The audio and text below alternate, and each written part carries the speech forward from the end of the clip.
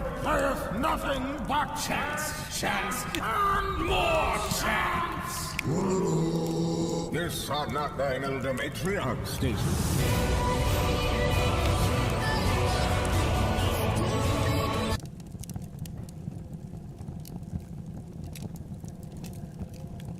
Hello, everyone. Good evening, good evening.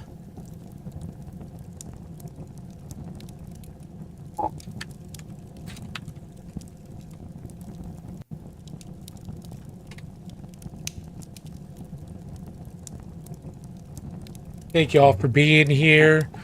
Happy Friday. I hope you all had a wonderful holiday and are looking forward to New Year's.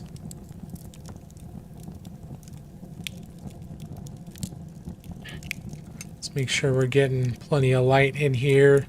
We're not working on the we're not going to be working on the Ravaged Star mini today. I just wanted to take a break from that for at least a little while. I did start work on I've been working on a few different Rainbow Warriors, different Space Marines, different types of Space Marines, and today I finally started work on the Space Crusade Space Marine that I've had for a while. I did end up buying an entire team, like the yellow team from Space Crusade. Space Crusade is a tabletop game from 1990, put out by Milton Bradley in partnership with Games Workshop, and it was like a forerunner to Space Hulk. And it was put out at the same time as like Warhammer Quest, like the original Warhammer Quest and games like that. So just an old school, early Space Marine kind of licensed variant. And yeah, I wanted to paint one up. Been wanting to do that for a little while, so that's we're gonna keep working on that today. Right now we're balancing out some of the blues here so that it's not quite as dark. We do want it to look shiny, and it is looking shiny, but it is off. The shadows are pretty overpowering. We don't have a whole lot of mid-tone, so we're trying to balance that out a little bit here by doing some glazing and a few other things to try and bring the mid-tone to the forefront just a little bit more.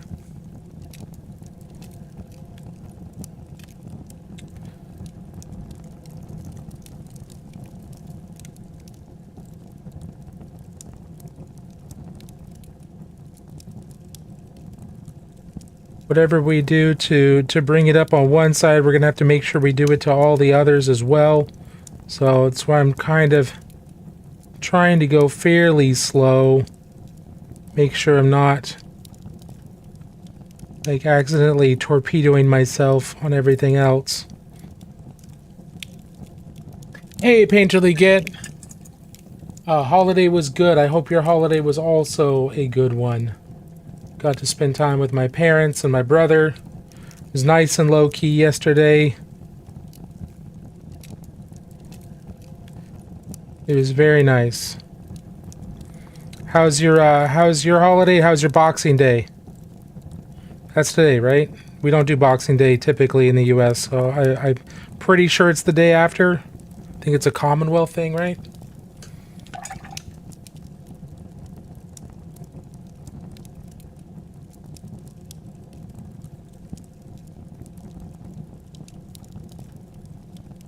So we're just working on a Space Marine here. Working on the painting one up. If anybody has any questions, please let me know. I'm happy to answer questions. I like answering people's curiosity. Hope you had a nice holiday and looking forward to the new year. If you're celebrating, I hope you had a nice Boxing Day today. I believe that's today. I don't even know, like, honestly, I don't even know anything about Boxing Day. Like, I know it's Boxing Day, and I think it's the day after Christmas, but I don't know, like, what the history of it or anything. I should look that up. I tend to, if I'm curious about something, I tend to look it up, but I've just never done that about Boxing Day. So I should probably open up a few wiki articles and do some reading on what the history of Boxing Day is and why it's what its significance is. It was. Rascal got a toy and destroyed it in 9 minutes. Wonderful. You built some goblins and painted a Valentine's Day mimic. Oh, that sounds awesome. My Boxing Day was good. I went out to lunch. Wonderful. Hey, man, I've had a good year. I've watched and you've taught me a lot whilst me being a silent partner. I hope you had a good Christmas and wish you all the best for the new year. Hey, Con, I really appreciate that. Thank you so much. Back at you. I hope you had a great Christmas. I hope the new year treats you well, and feel free to keep on being just a watcher. That's A-okay. If you do have any questions, you can ask here. You can message me, and I'll eventually see it in the requests, or you can hop in the Discord. But feel free to just keep on lurking. It's A-okay. Lurkers make the world go round in streaming. Lurking's important.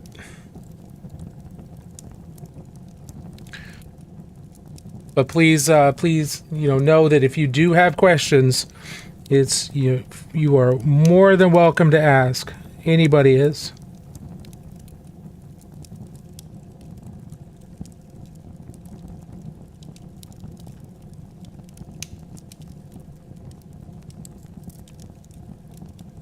So right now I'm just working on trying to build up the mid-tone a little bit here. We're using very thin layers. Using very, very thin layers of mid-tone here, just so they can kind of blend just a little bit. And I'll probably have to do a little bit of blending here. Like the edge of this is a little rough, so I'll take some of this mid-tone and I'll do little horizontal stripes right here to kind of fuzz out the middle with some make the border look a little bit more jagged and make it a little bit visually indistinct. It's a little bit better. It's still got some dark spots here in the mid-tone that we're going to need to let dry and then fill in. That's okay. Boxing Day is when you box up old things and donate them to charity. Oh, okay. Boxing Day is also a day of heavy retail discounts like Black Friday. Ah, oh, okay. That is good to know. Thank you for educating me. I wasn't sure what Boxing Day was, but now I know more.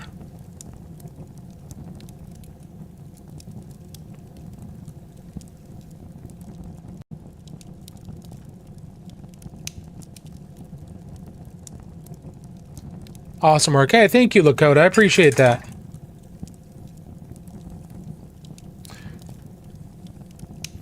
Yeah, I'm not even sure if Black Friday is even a thing anymore here in the States, just because, like, it takes up the entire week. It's like Cyber Week.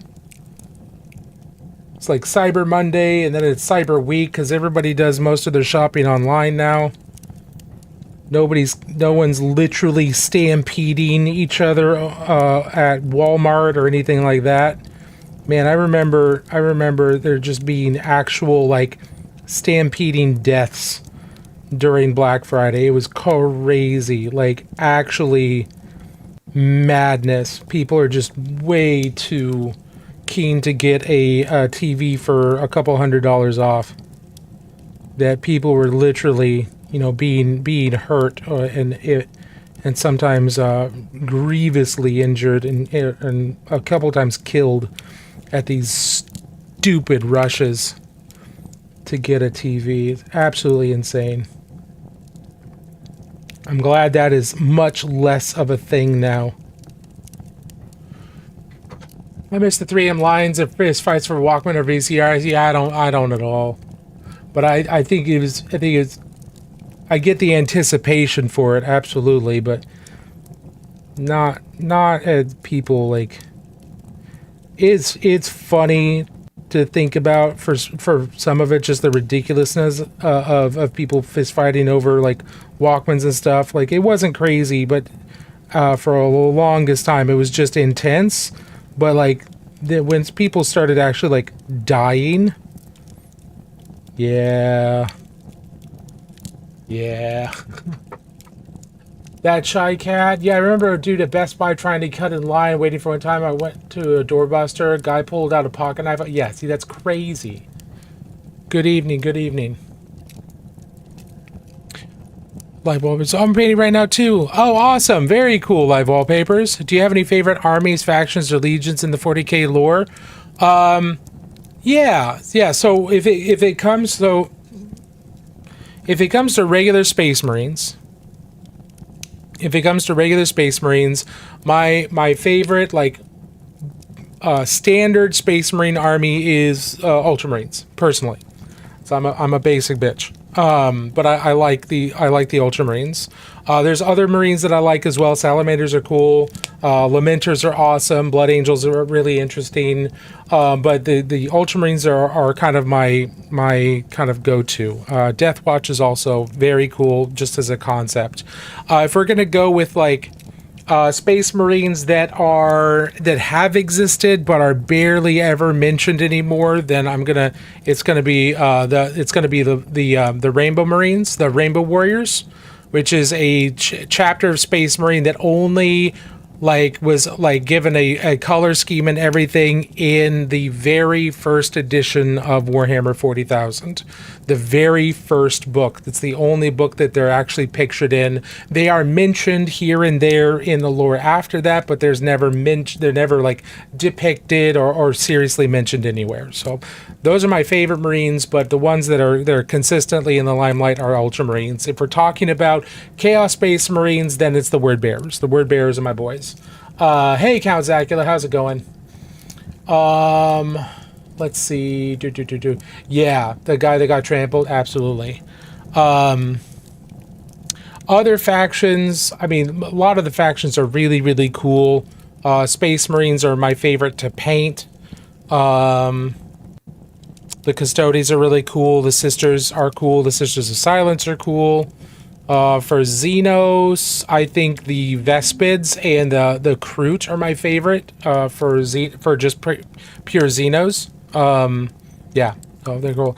Do I like Warhammer Fantasy? I do like Warhammer Fantasy. Absolutely. I have a few models. I don't play Fantasy, Old World, or Age of Sigmar anymore. I also don't play full-on 40K anymore. I play smaller scale games like Warcry. I have tried Kill Team, didn't really enjoy it just because my brain doesn't work that way.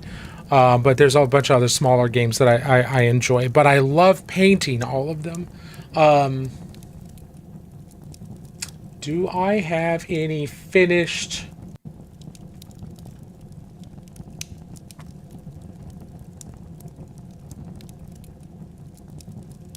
I haven't even finished right now, but I do have a bunch of Flesh Eater Quartz, the ghouls, for Age of Sigmar that I've painted up. I really enjoy those.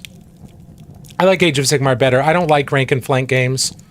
In terms of games, in terms of game mechanics, I don't like rank and flank. I don't like the big blocks of things. I like the skirmish. I like Age of Sigmar a lot better. However, the world... the old world is timeless. It's really, really cool. It's got a lot of rich history behind it, a lot of really good fiction. So I do like that. Age of Sigmar is newer. It is being born, and I like seeing the world being created. But for the gameplay, I do not like rank and flank games. I'm not a fan. But that's just, again, that's just how my brain works. I don't enjoy the way the giant blocks of infantry and wheeling and stuff. I don't find that to be interesting. Good evening, Speed of Sound. How are you doing? Good. Just got the introductory set. I'm painting my first Marine. Oh, that's awesome. Live wallpapers. Is there a particular chapter of Space Marine you're going for? Prism swords were their signature weapons? Yes, indeed. I just worked on this guy, and here's his prism sword.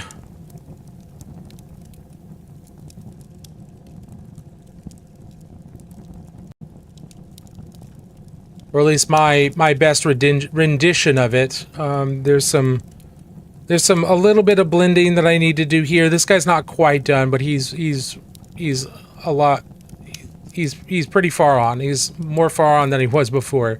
Put quite a bit of work in on him this week.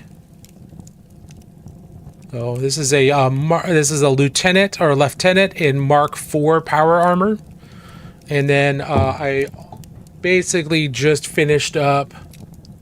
This Mark II. Is this Mark II or is this Mark III? I think this is Mark II. Pretty sure. I think it's Mark II. Yeah. So I've got this Mark II lieutenant in power armor. And he's got his prism sword and he's drawing it out. And then I've got my Mark III that I haven't started working on. Mark III lieutenant. And he's going to have a prism sword as well. He's got the leaf-shaped the blade at the end. I'm looking forward to having fun with that. So I'm doing... I'm trying to paint a Rainbow Warrior in every mark of Space Marine armor. Here's a lieutenant, a Primaris lieutenant. And you know, I've got guys in Gravis armor. I've got Hellblasters. I've got a regular Firstborn Marine in cobbled together armor with a flamethrower. So trying to be get a little bit more systematic about it. But we're having a lot of fun. Yeah, thank you, the real Dave. Appreciate that. Spearhead and AOS is very solid. I've heard good things about Spearhead and the like. I've heard good things about those. I haven't sat down to play them. I'm just really not terribly interested. Okay, let's get a little bit more. Let's work on a few more highlights here. I need to do my first highlight or a highlight mix. Work in here now because I'm doing so much like layering and glazing. I am using a medium here to make the paint more transparent while not having to thin it down quite as much, because I was having some problems with like the paint flowing all over the place and the glaze just not sitting where I needed it to. So I decided to work in some Yosonia Magic mix, which is a slow dry medium, but also a matte medium, so it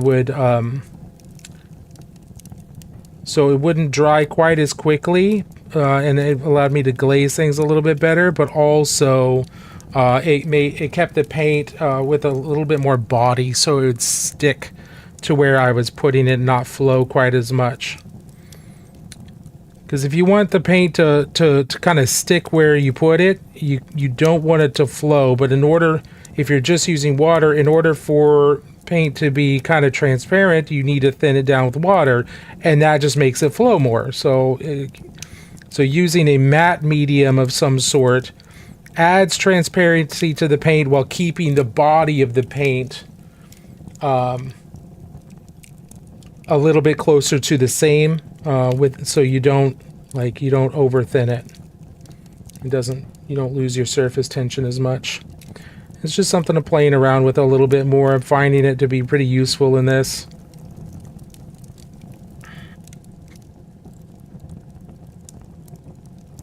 I don't use mediums too terribly often, but I figured I need to try and make more use of them to speed things up a little bit, because I don't necessarily have a problem with just sitting there and glazing something for 30 layers, but man, that takes a long time. And if I'm trying to get through projects, I can't spend that much time on every particular project.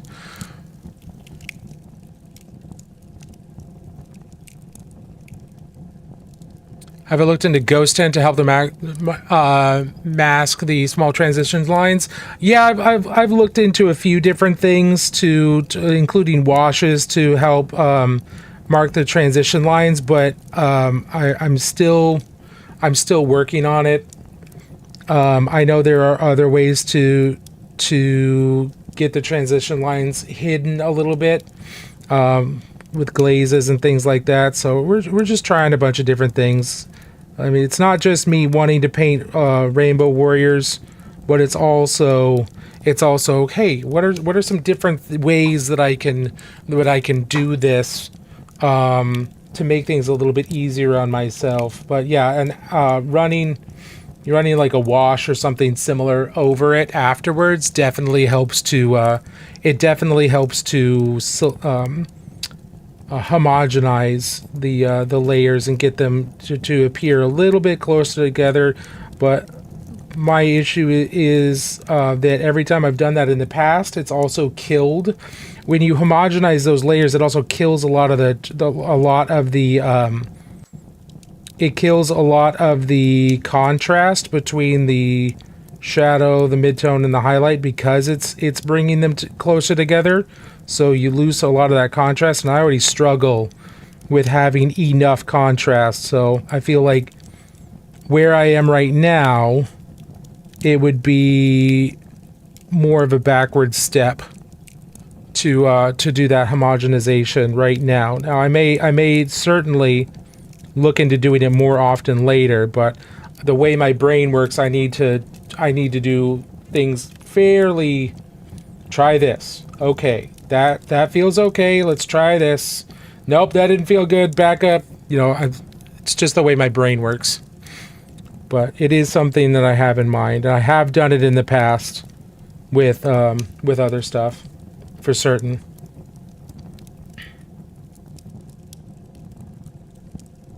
So good call out. Good call out.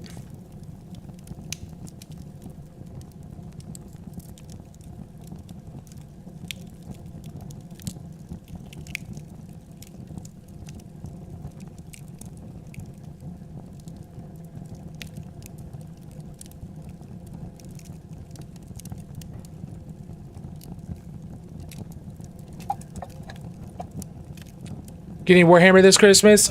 No, my family doesn't really do Christmas presents. We just hang out. Got a chocolate orange that was in my stocking. My parents, my brother, and I, we don't really do presents other than that, and I don't typically do a whole lot with other people. So, no Warhammer for Christmas this year so far. No one's. But that's a-okay. I got some Thousand Suns a couple years ago from a friend that he bought some Warhammer Thousand Suns and handed them to me, and that was awesome. And I haven't worked on them yet, so I'm okay with not getting any Warhammer this year because I have too much. It doesn't stop me from wanting more, but.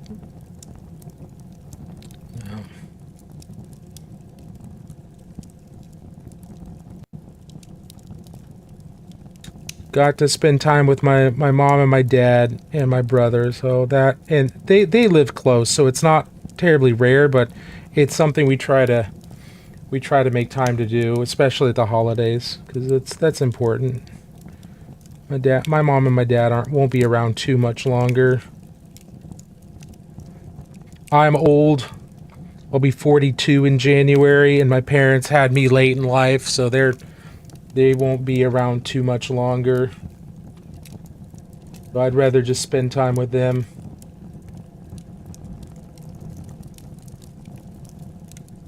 And that's what we got to do. I was very happy.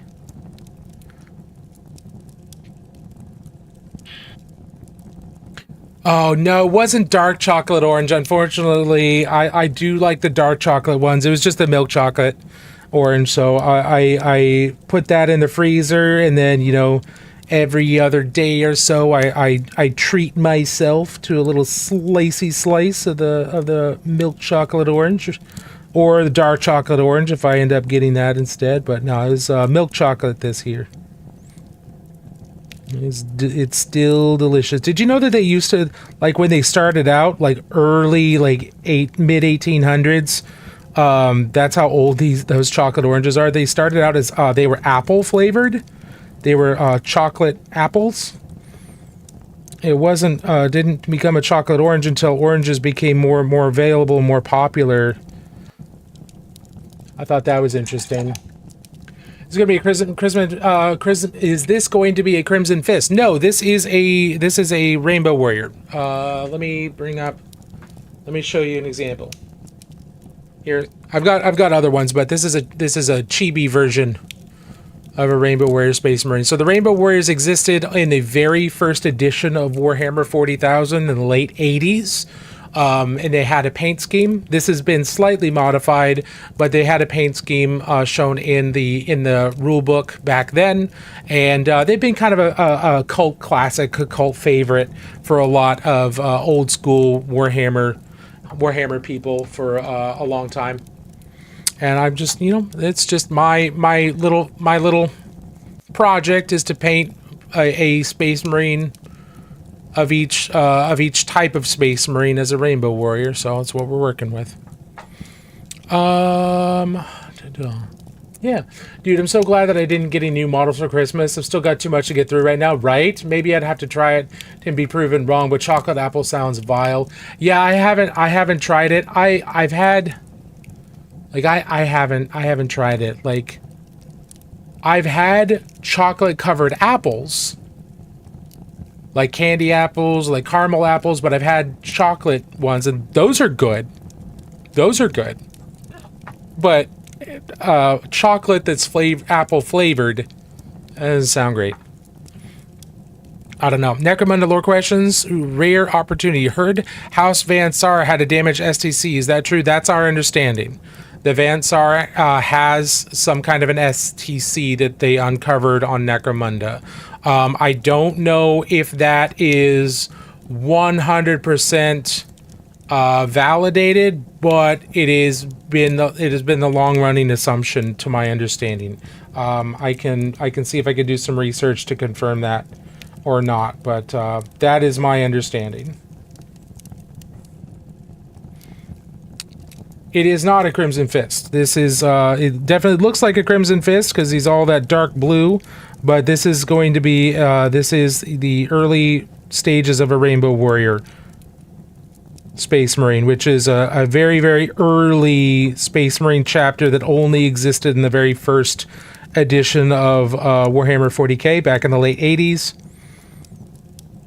And they were named for a Greenpeace ship that was torpedoed by the French government. And it was kind of a, it was all these guys at Citadel where they're like 80s sci-fi punk, very political, and 80s sci-fi, British sci-fi, especially in the late 80s, was incredibly political. So that's where this comes from. That particular, it was kind of an homage to them, to that Greenpeace ship. But it's been a kind of a cult fan chapter for a long time. There are a lot of people that like the Rainbow Warriors for various reasons. There are some of the more intriguing because we know they existed. There's art of them. We know they were canon, but then they just kind of disappeared, and they're no longer mentioned much in the lore. However, they are hinted at every now and then, like in the short story War of the Museum. There are Space Marines captured in the Necron Museum that appear to be Rainbow Warriors by the description. And he's got a prismatic sword, and he's got a line of colors cascading down the center of his helmet. Much like that, much like the Rainbow Warriors are reported to have. So their homeworld Prism is still listed on the Imperial maps, but it's usually record deleted. Is the name underneath it? It doesn't have the actual name, but it's got the Rainbow Warrior symbol, and the name of the planet is Prism, but all data around it is just listed as record deleted. So they're still there. They're also mentioned in a couple of the core rulebooks, like the 8th edition core rulebook and a couple of others here and there, as taking part in several crusades. So we know that they're still part of official lore. We just don't know what happened to them. And a lot of people will take that and, you know, they'll run with it and make their own Rainbow Warrior chapter. That's what I did.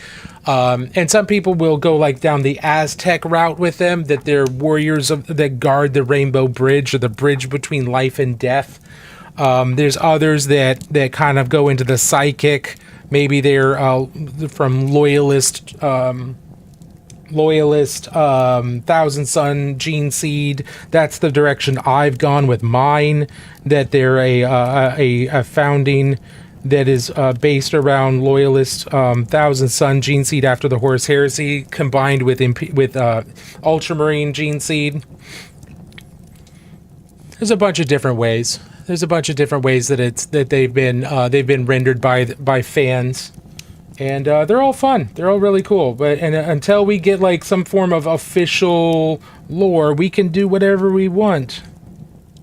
And of course, a lot of people use them for you know, queer representation, because they want to just see themselves in the lore. I don't go that particular route, because I don't want to like steal anybody else's thunder. So I don't want to steal that kind of representation. So I just kind of go with my own lore for it. But a lot of people have different reasons for doing Rainbow Warriors.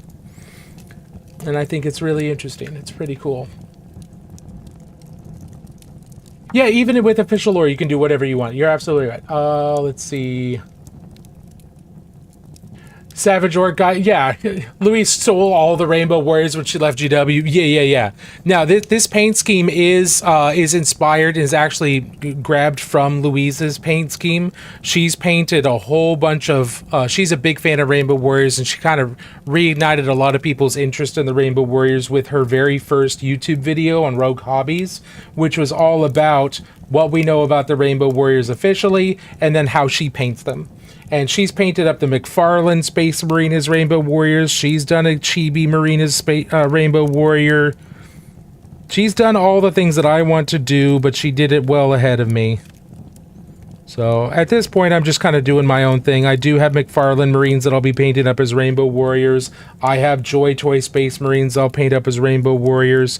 I have one of the Bandai Big Marines that a friend gave me for my birthday a couple years ago. He'll be painted up as a Rainbow Warrior too. Now that's assuming I can get the paint to like not rub off of them. But I have painted Crimson Fists in the past. They're a lot of fun. They're also kind of a dark blue, but I wouldn't go quite as light with them as I am with this guy. Okay, so let's get some pure turquoise here, because we need to do kind of our lightest gleams and edge highlighting here and there. How you been, bud? Glad to hear you got a holiday. I did, Pikmin. Thanks. How are you doing?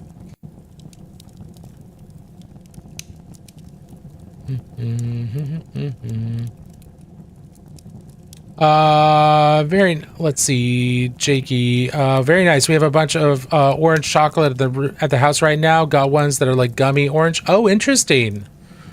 That sounds cool.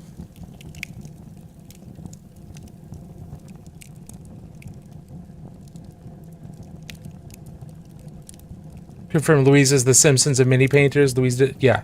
Simpsons did it first. Yeah. I'm just trying not to like directly copy off of her, but it's not my fault that she's done everything that I wanted to do already, because she's not lazy like me. I did get to take I got to meet her at Adepticon and showed her some of my Rainbow Warriors that I painted up, and she really liked them. At least she said she really liked them. Which I have no reason to doubt, other than my own self-crippling, doubt. But she definitely liked them. So I was very happy to show her the ones that I did off of her scheme.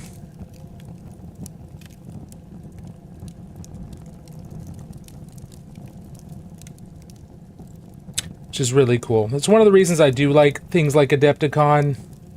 Not only because of classes and things like that, but you get to meet people you know from online. People you get to see on YouTube, you get to say hi to them and introduce yourself and just say, hey, I really like what you do. Thank you for everything.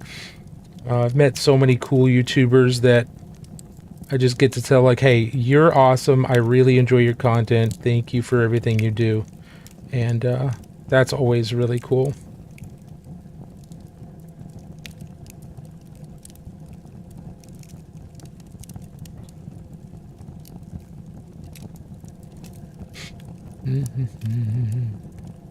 Very cool, man. I've never tried to paint, but it's impressive. Thanks. It's a lot of practice, but it's the thing that keeps my brain sane. I've tried a lot of other art. I've tried a lot of other creative stuff, and for some reason, painting tiny little plastic army people is the thing that's the most interesting to me and keeps me the most focused. I don't really understand why. But it does. What editions? This looks old. This is a Space Crusade Space Marine. So it is a licensed Space Marine by Milton Bradley. Space Crusade was put out in 1990, 35 years ago. Excuse me. Nose is itching. And you are right. He is old. He is 35. I'm still older, but he old. For a Space Marine. If you want to see older Space Marines, I can show you older Space Marines. Oh, Uncle Adam is awesome. Yeah, Uncle Adam's very, very cool.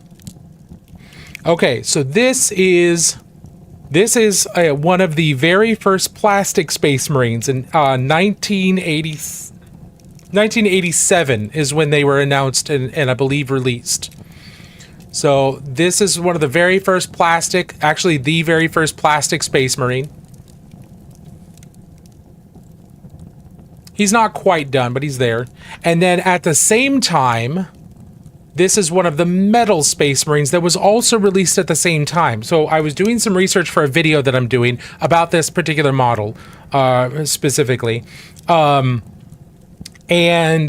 Warhammer 40,000, like Warhammer Rogue Trader 40,000.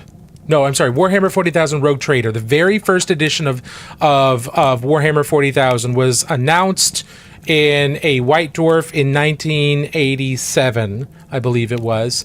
And at the same time, these models, these metal models and these plastic models were announced in the exact same White Dwarf. So these were the first 40K Space Marines that were released, and these are, I believe, if my date is correct, 1987.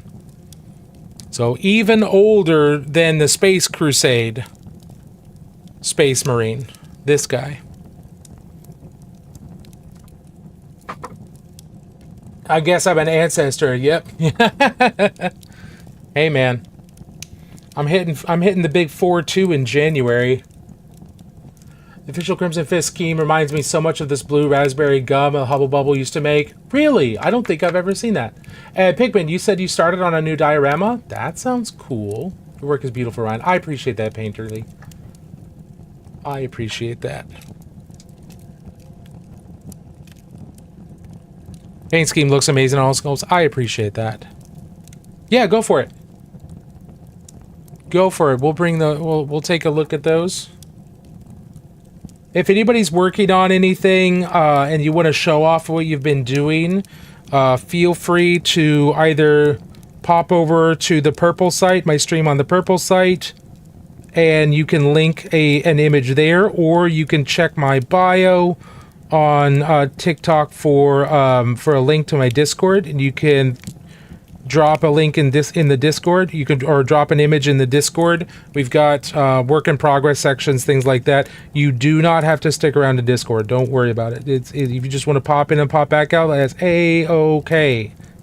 Or you can just drop an Instagram link or something like that on the Purple site chat. But I don't want to mention the other sites very much because apparently TikTok will suppress my stream if I do that. So that's all I'm going to say. But right now we are taking pure turquoise from Monument, and I've got it pretty thinned down with some Yosonia's Magic Mix, and I'm doing really thin lines here for like the brightest point of the highlight in a couple spots.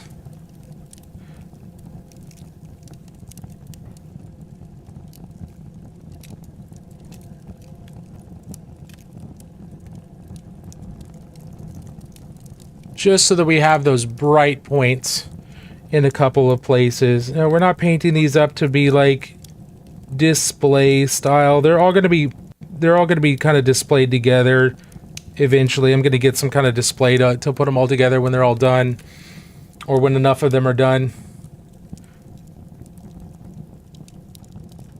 But I'm not painting them up for display level. I don't want to spend that much time on them. I just want to have fun and make them look good enough.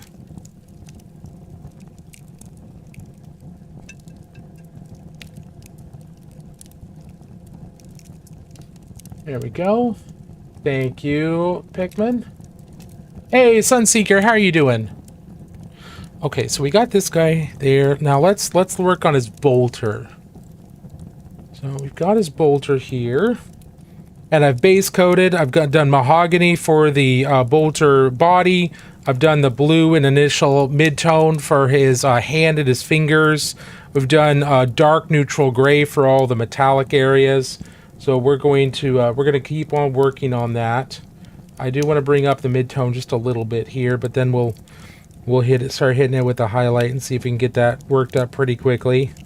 So here I'm just kind of glazing up, and Pikmin, we're going to take a look at yours here in just a second. Thank you for linking it. And way too much liquid. It flowed down into the area between his fingers. Yeah, we're going to let that dry. And this is going to be non-metallic metal. I'm not using, I'm trying to minimize the amount of metallics I put on these models, or like metallic effects, and I'm not using any actual metallic paints on them. Everything is non-metallic metal, but I'm also trying to limit the amount of non-metallic metal. I think the one that I've done the most non-metallic metal on for the Rainbow Warrior so far is this guy. So he's got the hilt for his sword. He's got the tassels, the ends of the tassels, his belt, and then the holder for the crest, his horsehair crest up top. Done all non-metallic gold for those. So that's the most. We just try to minimize the amount of non-metallic metal, or the metal areas, as much as I can, just because just didn't want to do a whole lot. And it drives me nuts. It's stupid. It's something that's not, you know, it shouldn't drive me nuts. It should not bother me because it's silly. And then here we're talking about giant post-human space warriors, and something so silly is driving me nuts. But it drives me crazy that so many of the guns and other like firearms and things like that have raw metal. They're painted as raw metal. That'd just be so bad for them. They'd rust, they'd get all kinds of deterioration from just having nothing but raw exposed metal areas.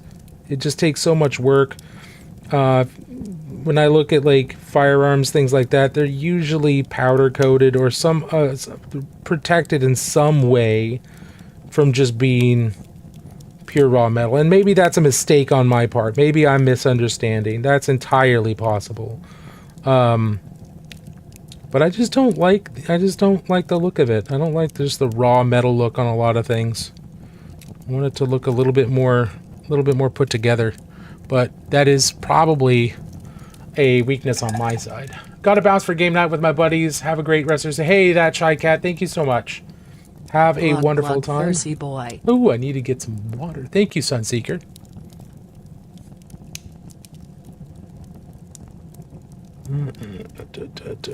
Let's get this here. And then we're going to take a look at Pikmin's link here in just a second. Let me finish this here. And if anybody else has links they want to show in the chat, go ahead and throw those in there, and we'll take a look at those.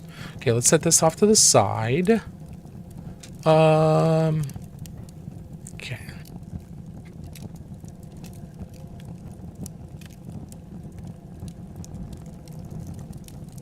Wait, is this new? I swear you've worked on this before. I know I've seen this character before. Or was that a diorama or like a bust you did of this character before? As I distinctly remember seeing this character before, but maybe not in that dio. You did a large bust of him. That's right.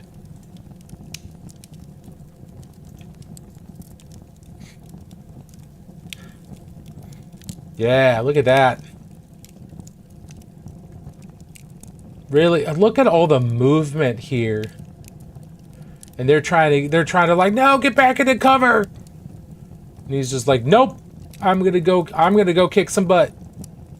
And they're like, no, get back in cover. This looks great. Yeah, Pikmin, this is fantastic. Really, really nice.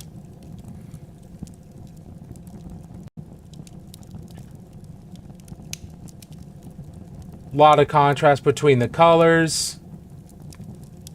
Really, really good.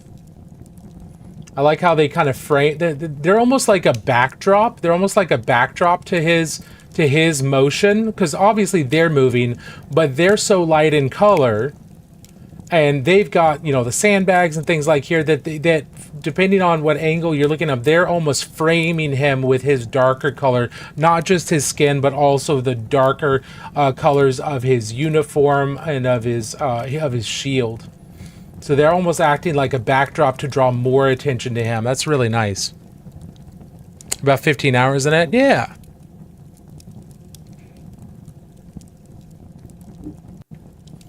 I don't believe you have shown us the Goremongers. Give me a second here. Ooh, yeah.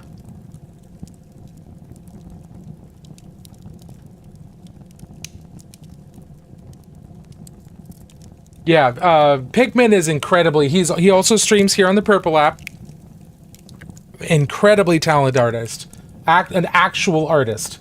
Like an actual artist. And incredibly talented, incredibly skilled. These Goremongers look great. Love the highly textured, like super grungy look that you typically go for.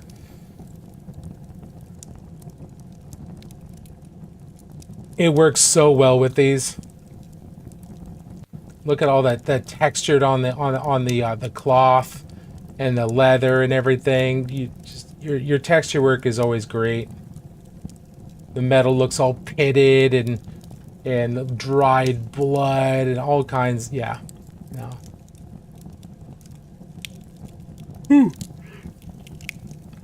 What on earth?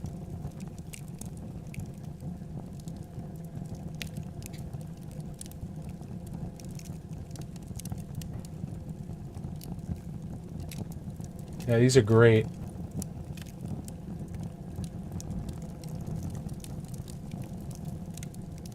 All the blood and wound effects and everything for the Goremongers definitely fits them.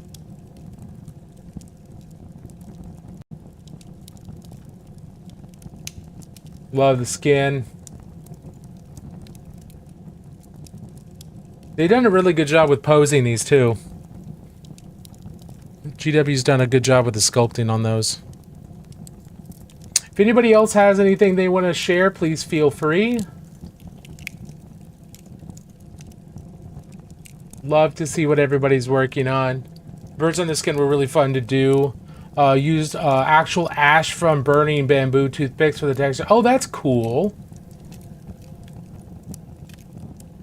Oh, Sunseeker, you put something in the Discord whip? Okay, let me go grab that. Let me grab him of that.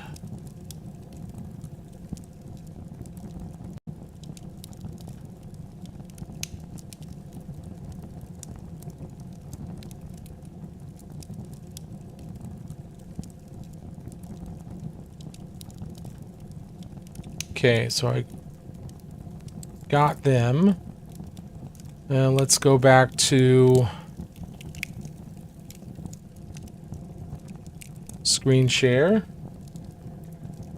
Let's go back to this first one. Ooh.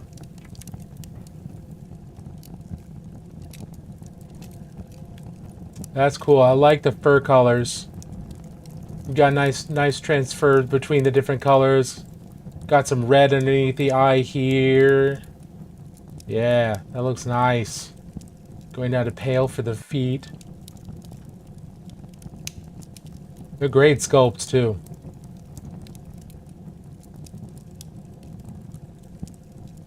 Yeah, get some red in. You got some red in the fur here too, so it's going from that black with gray into like that reddish brown into the really pale kind of like buff color. It looks really natural. It looks nice. Looks very nice.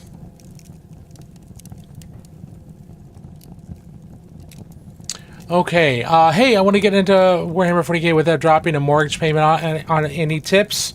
Buy used. Also look, see if everybody that you in your area has armies you could borrow and try out. Because it is important that you like have an idea of what type of playstyle, what type of army is going to fit your playstyle best. But then also, when it comes to buying, you can buy used off of things like eBay, Facebook Marketplace, things like that. There's usually some pretty good deals. Also see if there's anything up for consignment or used in your local game stores, or your local Craigslist, or, like I already mentioned, Facebook Marketplace.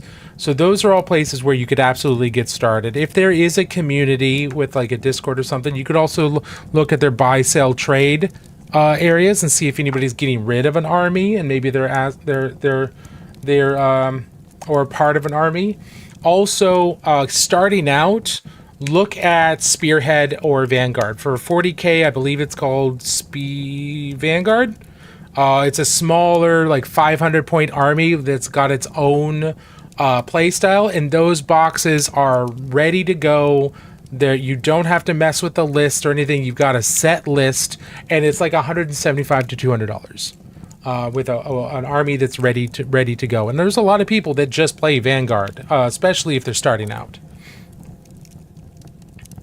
Those are some thoughts. But yeah, what army are you thinking of? Anything particular?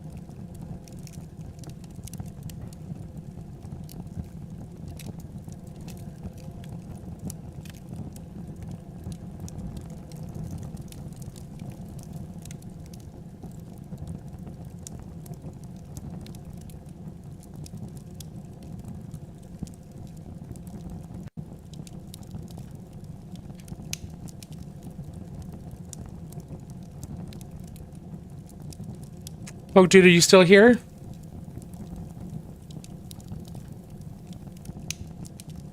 If not, no worries. Sorry if I wasn't able to get to your question quickly enough. Boarding action or combat patrol? Yeah, there you go. Combat patrol. Thank you, Sunseeker. And thank you, Painter the Git, and Count Zacula. All of you corrected me, and I didn't see it. I appreciate that.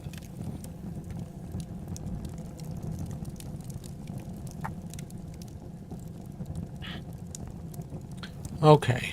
We've got about 1 minute before ads start over on one of the other platforms here. So when that happens, we will be taking a 3 to 5 minute break. I encourage you to take that time to hydrate. I don't have water nearby, so I still need to do Sunseeker's hydrate. So I'm going to go get some water to do that. I'll do that when I get back. Also, you know, it's a good opportunity to use the toilet, the facilities, without missing anything. But we'll be back in just once the ads start here in just a little bit here. We'll be taking that break. So just a heads up. The reason we take a break is because on this other platform, I don't have an option. Ads are going to run whether I like it or not, and the only thing I can do is to determine when ads run. I don't get to determine if ads run. They are going to run ads.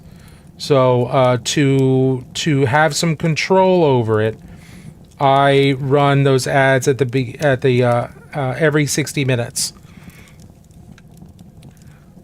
So not only does that, you know, make it where nobody misses out on anything, or at least that's the idea, because I'll pause during that time, but also it removes pre-rolls. One of my best friends just got started painting for NIDS and got one of the Necrons coming for her, showed her an LGS and she never saw them. Oh, very cool. That's awesome, Sunseeker. Hey, Blades, how are you? Nice to see you. I'm sorry, I missed your message before. And Purpose Spark Alice, I keep missing people. I am so sorry. Purpose Spark Alice, how are you doing? Blades, good to see you. I hope you had a very nice holiday and a great Boxing Day. We're about to take a break here, so we will be right back. Yeah, ads just started. So we will be right back. Thanks for holding on.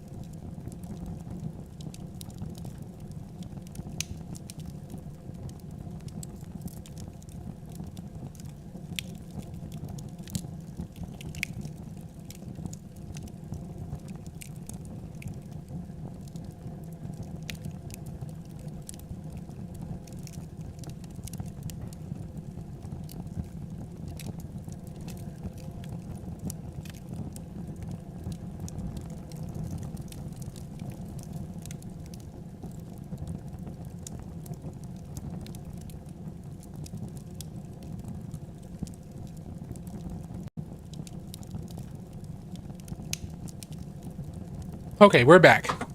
Thank you, thank you. Sorry that took a second. A little longer than I was expecting.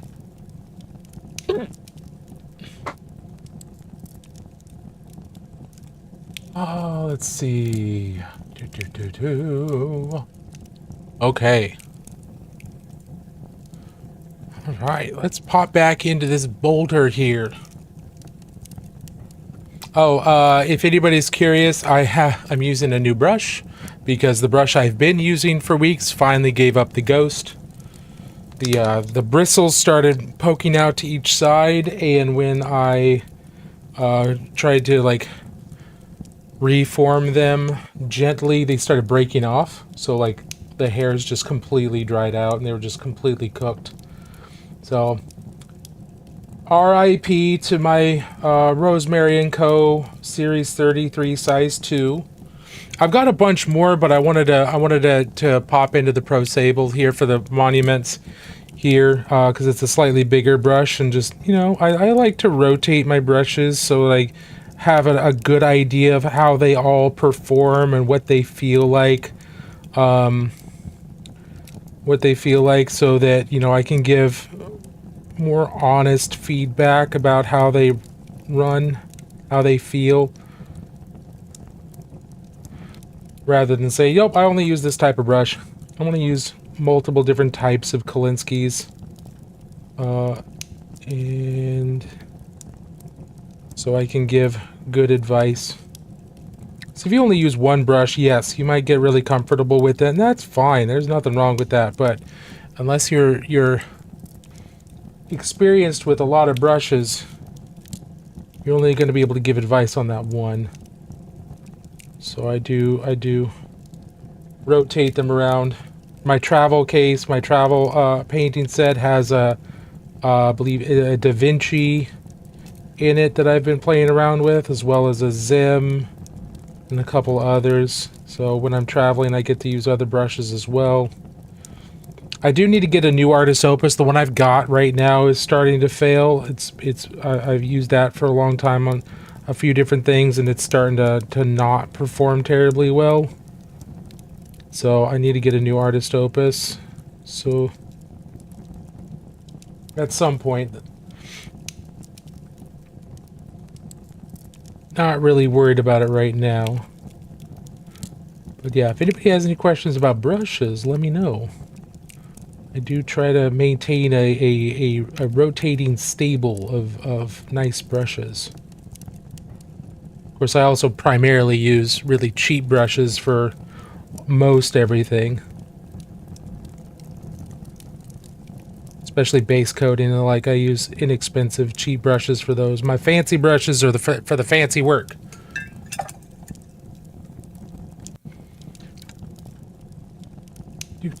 Actively avoid spending too much on brushes because I do tend to towards it. Yeah.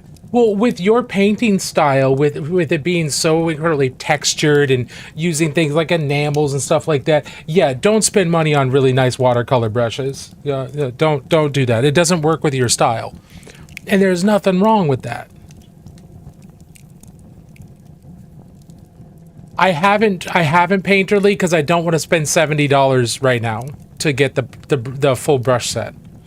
I would like to. I will probably be able to in the next couple of months, but I don't wanna. With the number of brushes that I already have, I don't really want to drop $70 on a brush set at the moment. But I do, they are on my list of brushes to try. So are the Golden Maple.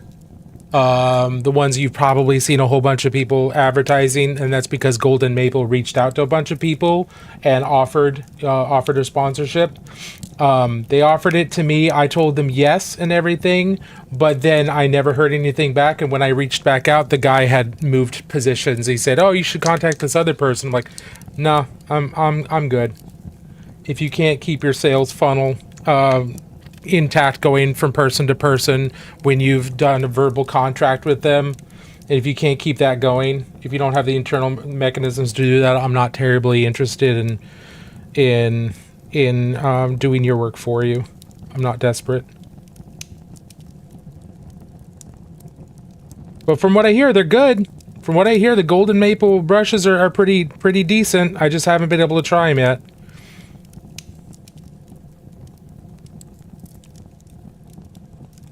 A lot of people that I know and respect have tried them out, and they're solid.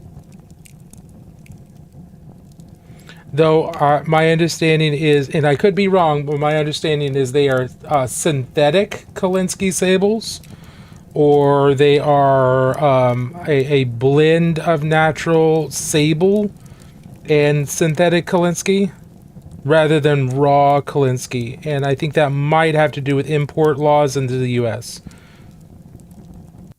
But they say they're Kolinsky sables, but I'm pretty sure they're synthetic. But I haven't been able to verify that myself. So that's just my understanding. I do want to try them out.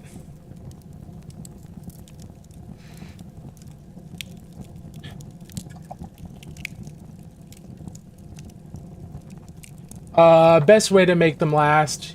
Yeah. Fair enough. I have 3 sables that I only use for acrylics, and even those I don't spend much on, they're golden maples. Yeah. I've heard they're like the fan. I do like the Game Envy ones. I've got a couple phalanx. I have used those, and those are solid. Yeah, no, yeah, I've heard good things about them for their price, and everything. So, like, for the vast majority of people, you don't need really expensive brushes.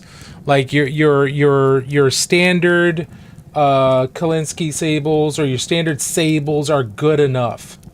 They're good enough, and they will be better than, you know, GW's squirrel hair brushes and most other brushes out there. They'll be good enough. No need to if you're just a regular painter, no need to go crazy. Unless you want to. You know, there's nothing wrong with just treating yourself. Nothing wrong with that. But it's certainly not necessary. I would rather people spend money on good money on paint rather than a lot of money on brushes. So I think paint, I think working with subpar paint is going to be a lot more of a hindrance and a frustration to people than working with, you know, cheap brushes.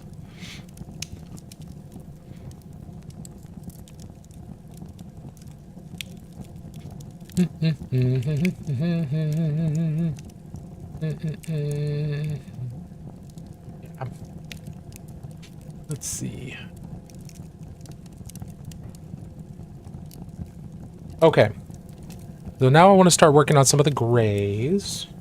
So I'll take my neutral gray, because I've already got everything is like dark gray. I've already got that taken care of, and we're going to start edge highlighting some of these mechanical areas with the side of my brush.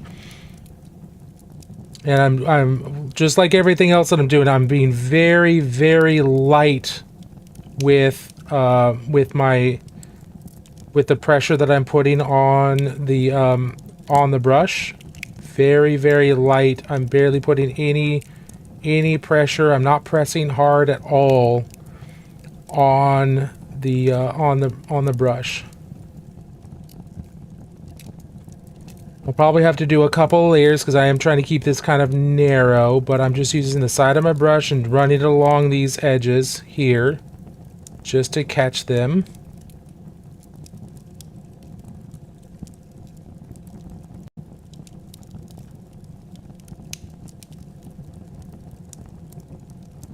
And areas that have an edge that is just too shallow for me to use the edge of my brush, I'll just use the tip. I'll be very careful about how I run the tip across that, just so that I don't, again, so I'm not using too much pressure. Because if you use too much pressure, or if your paint is too runny, you'll get a big fat line, which is not what we're looking for. We're looking for small, controlled narrow lines whenever possible.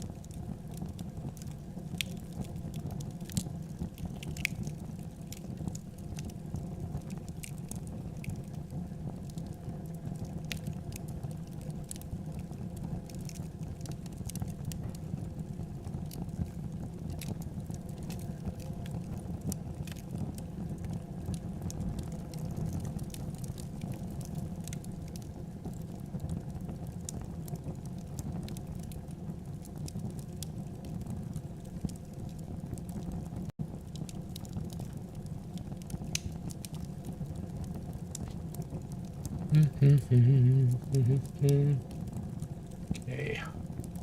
Let's see. The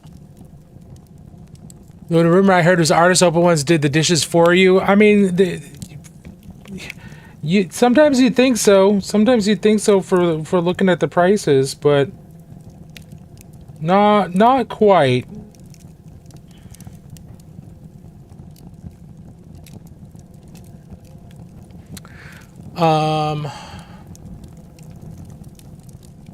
Sable will die in a few sessions, even if I clean it after every session. Yeah, I mean, some people, the way I paint is hard on brushes, so a good cheap than synthetic has a snap I need for rush sketchy style. Yeah, absolutely. Different people's painting styles will have a massive effect on how long their brushes last. I know people like Meg Maples who she'll only paint like one figure with every brush because she's hard on him. And so the brush it won't survive. And there's other painters that are like that too. There's other painters I know who will paint with the same, with the same brush for years because they're really gentle with it. And that's just their painting style. So mine don't last years, but they also last more than one or two figures. So it just kind of depends.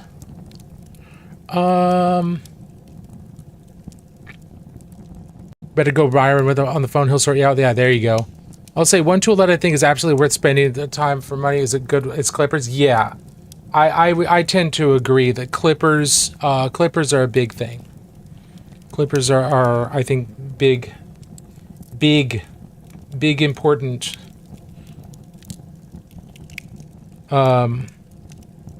And even if you're not, even if you're not gonna go with like a God hand or something like that for your clippers, just knowing, how to properly clip pieces off the sprue so you're not leaving, giant divots in the piece afterwards, and then knowing how to clean those up with your hobby knife and things like that, and deburring things.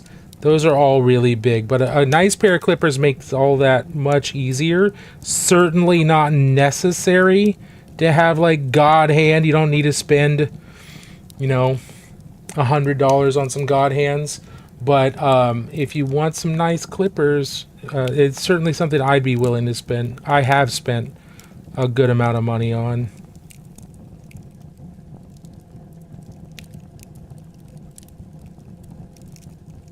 Of course, I also did a sponsored, a sponsored review by Steady here on TikTok for the TikTok shop, and those were good. Those were good clippers.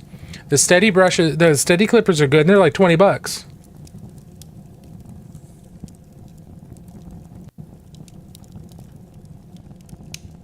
Because I also felt really weird about it, so I haven't done another sponsored thing for the TikTok shop since.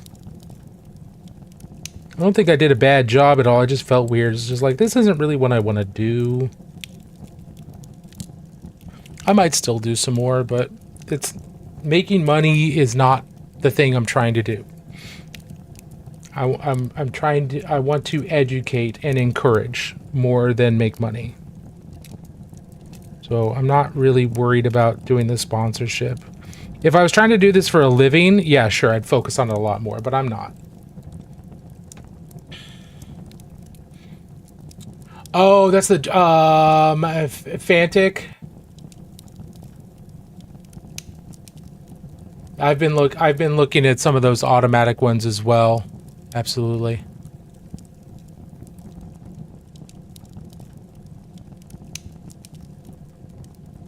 Yeah, I've got a couple in my buy later. Not Fantics, but I've got things that are like them. Which ones were they? What were the names? I've seen them here on TikTok too. They might be Fantic, but cart. Yeah, Fantic. I've got the I've got two. So I've got the Fantic F2 Master Mini Cordless Rotary Toolkit. Got that, and then I've got the Fantic E1 Max Electric Screwdriver. I want that for my own personal, like, tool use, to have in my car and stuff. The mini cordless rotary tool, I want that for hobby. So I've got both of those in my Amazon. We'll see how that goes. Let's see. Space Crusade related to 40K because that looks like a bolter with a bayonet. Yes, absolutely. Ultimate hijinks. Yeah, here you go. So Space Crusade was put out by Milton Bradley in 1990, and it was licensed from Games Workshop. It's like Space Hulk before Space Hulk. It was put out at the same time as like Warhammer Quest, early Warhammer Quest, stuff like that. So yeah, this was put out by Milton Bradley in 1990, prior to Space Hulk. And that's the Bolter, and that's the Space Marine. And you can see that these are fairly different Space Marines. So they look like, they look like Space Marines, but you can see that, like, on the back, you see how far forward their head is. And then there's all this extra, like, venting and stuff on the back. That's not on a regular Space Marine. The backpack, this was a standard, like, a 2nd edition Space Marine backpack that came with them. I didn't add this. This came with them, but you can see that it's obviously a Space Marine. And those shoulder pads are different. So the sculpt was different. I think the sculpt was done by Milton Bradley, and they kind of did their own thing, and it was kind of okayed by Games Workshop. But yeah, I was fortunate enough to get an entire squad of these. So the Space Crusade came out with three squads of Space Marines, Sergeant, and at least I think 4, 5, or 6 regular Space Marines with different types of war gear. And so you had your Blood Angels, your Ultramarines, and your Imperial Fists. This is one of the Imperial Fists. I've just primed him and painted him up. I'm painting him up as a Rainbow Warrior, which is an early like 1st edition 40K Space Marine chapter that only existed in that first rule book. But I've got the entire Imperial Fist team. I bought that fairly reasonably, and I've got them together. Yeah, it kind of looks like a Horus Heresy. Yeah, he's very, very different. Like, here's a 1987 Space Marine. This is a metal Space Marine put out by Games Workshop in 1987. Even then, they look very different from one another. Here is a Mark IV Space Marine from the Horus Heresy. Looks a lot more similar. Still different, but they look familiar to one another. I think they're pretty cool.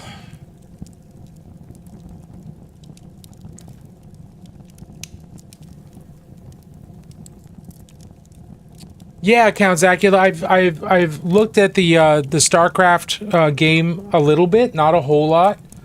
They had a pre-order Dark Protoss miniature that looked okay. We'll see what the miniature quality is. It looked okay. It wasn't something I really wanted to paint, so I didn't do any pre-orders for it.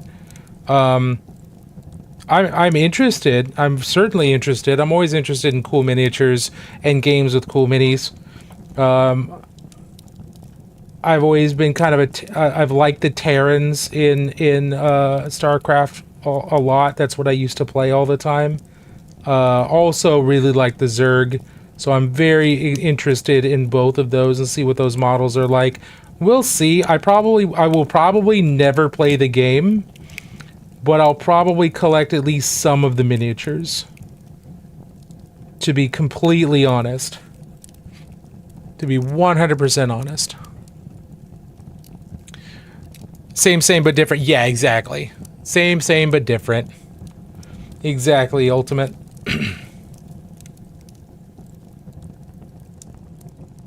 Are there any particular miniatures that are caught your eye, Count Zacula, for the StarCraft, or anybody else who's looked at the StarCraft miniatures game?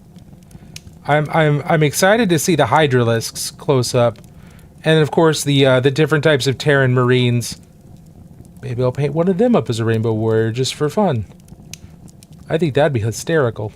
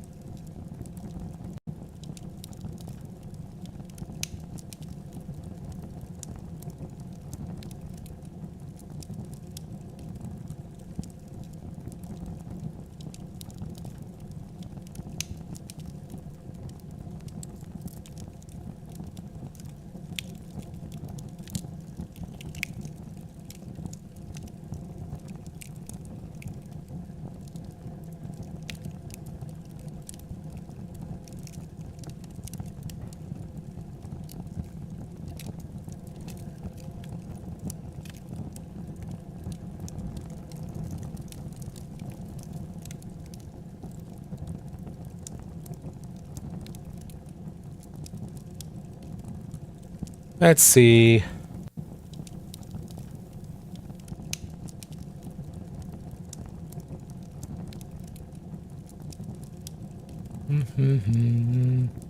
Okay, that's not bad.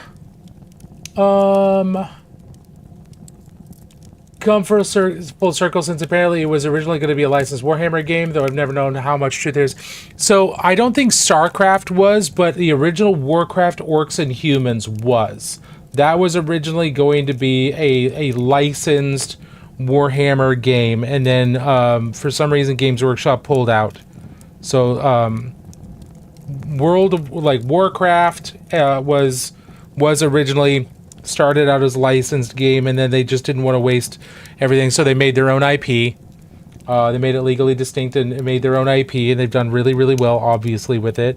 StarCraft was probably just more like, hey, we did a legally distinct Warhammer fantasy game, let's do a legally distinct 40K game. And I'm pretty sure that's what happened there. But yeah, the original Orcs and Humans game was, to my understanding, supposed to be a Warhammer game. But I don't believe StarCraft was originally. I could be wrong. I am willing to be corrected there. Please let me know if you know different.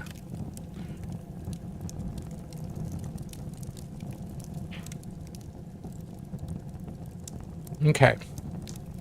So now, let's see. Let's get some white out. Get some white. No, that's bright neutral gray, not white. Where's my white? There's my white.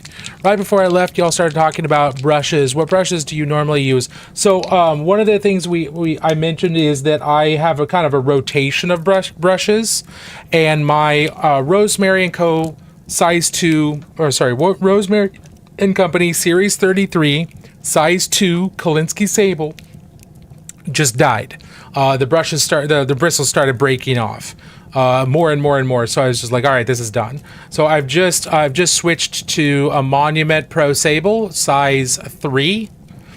And we're playing around with this right now. I don't have brushes that I always use when it comes to the nice brushes. I tend to try to rotate through those so they all last a little bit longer, as Pikmin pointed out, but also it gives me exposure to all the different types of Kolinsky Sables that are out there so that I can speak intelligently about how they perform when people ask.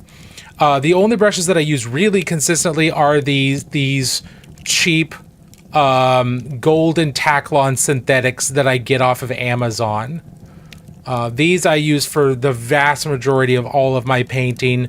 The fancy brushes I use for when I want to do more delicate things. Like with this, I'm doing a lot of glazing and stuff, so I'm using fancier bristled brushes for this guy. What are they called again? Oh, let me see. The bristle type is golden Taklon, but let me get you the actual... Do I still have a link for the actual thing that I use? Where is that?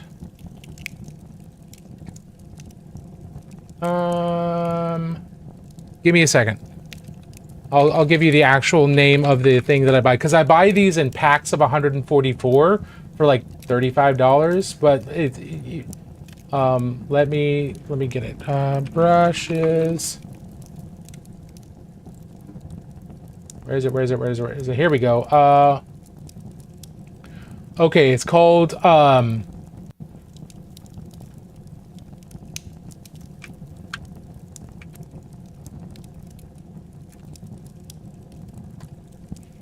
there, I put it in chat there. And I'll put it in chat here on Twitch. I have an affiliate link for this, but I'm not gonna worry about it. I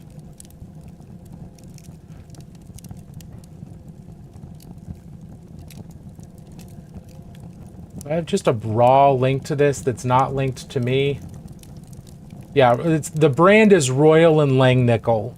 And if you search Royal and Langnickel round Taklon variety brush classroom canister set, you'll find them there. Let me make sure I put this in Twitch too. Hey, have a great night, Pikmin. Thank you so much for hanging out. Yeah, so if you use that... Hey, Dirty Demons, I just saw that you followed 30 minutes ago and I completely missed it. Thank you so much for the follow. I've purchased a few of those canisters over the years, and it's 144. You get size 1, 2, 3, 4, 5, and 6. I typically use size 6s and then size 5s and size 4s. Everything else I either donate to my store for like kids to use, or I might use them for classes that I'm teaching, or I donate them to like schools and things like that, because I don't want them that small. If I'm going to use these for base coating and stuff, I want them to be larger brushes. But yeah, I'll use the 6, the 5, and the 4 typically, and then when I run out of those, I buy another canister, and I get them like next day or a couple of days.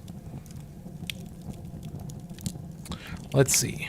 I still think he's too dark. What do y'all think? Am I missing? Does he look too shiny?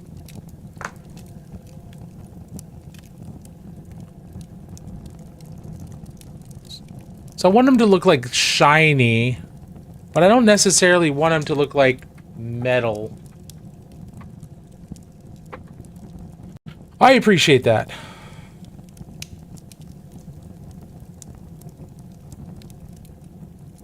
Yeah, I don't think he's got enough mid-tone.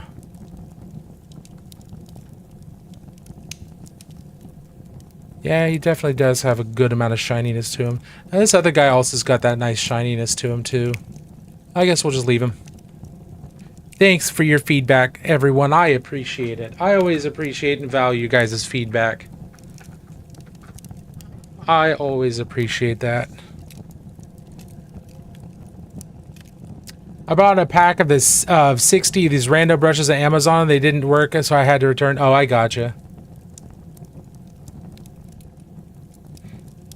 Yeah, hopefully if you order those, hopefully those will do you well. Okay, so we're gonna go in here with my Pro Sable. We're gonna work on the chest eagle. Now, the way I do the Rainbow Warriors chest eagle, like the official artwork for the Rainbow Warriors and a lot of things has a yellow chest eagle, but I go with white. That is going off of what Rogue Hobbies, what Louise did. She made it white and doesn't really understand why. It's just what she ended up with. So I'm just like, all right, we're just going with uniformity here. And so I use blue-gray as the base coat, because it's this light blue-gray color. And then I come in with just pure white and I work the color up here so that this looks like white, and then it's got that blue gray as the shadow. So we still have definition there, and it's a cool, like, cold white. It's kind of a cold, pure white.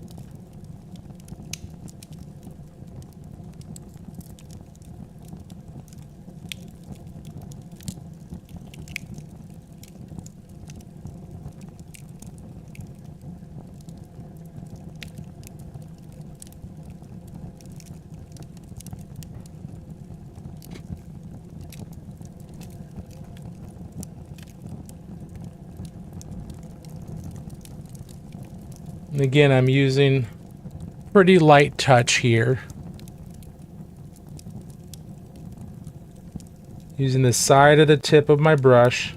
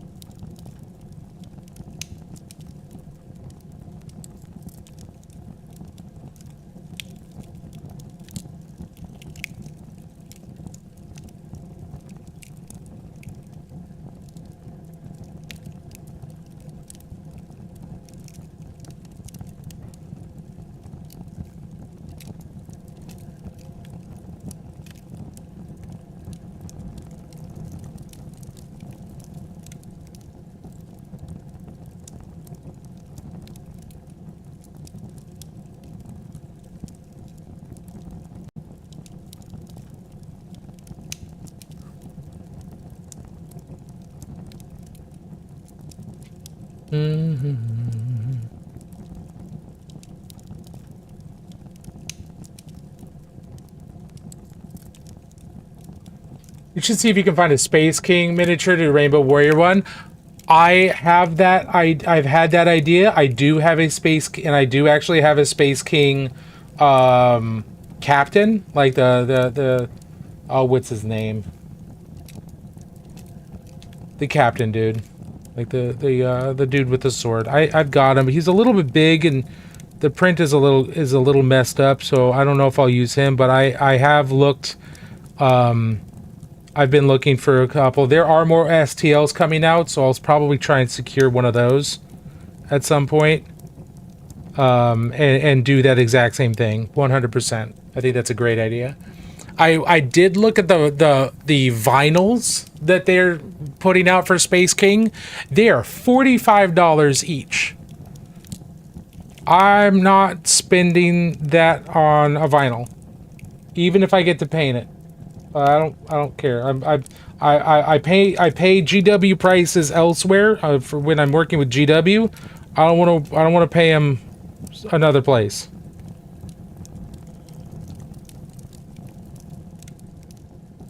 $45 American, 45 greenbacks, 45 schmackaroos. Space King Star Defender vinyl. 45 bucks. Looking at the flashkits.shop right now. And it's for one.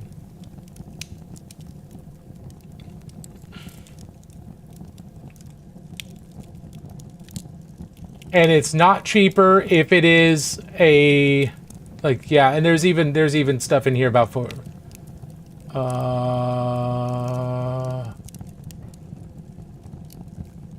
yeah, no. I ain't doing it. They're bigger than this for certain, and apparently 45 isn't bad for a vinyl, but I'm not interested. I'm not a vinyl collector, so I'm not interested in paying that. Absolutely not. Am okay. Am not interested. Okay. It is time that we start mapping out the stripes. The stripes on his helmet. So the Rainbow Warrior stripes are white in the center. Then those are bound on either side by red, then yellow, then green. I don't know why they chose those colors, but those are the colors. So we're gonna do... Ooh. This may need to be trimmed. There's might be one or two hairs sticking out a little farther than I want. No. No, not yet. I think maybe I was just going at the wrong angle. Just look, that's crazy. Yeah, it's a lot. It's a lot.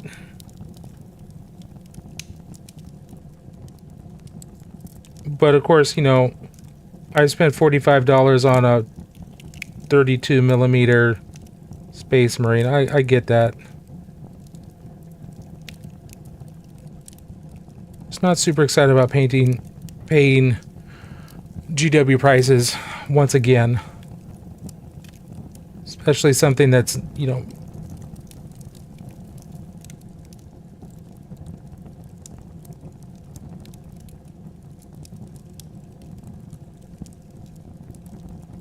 So one thing that's different about this Space Marine model is that ridge on his top, it's rounded.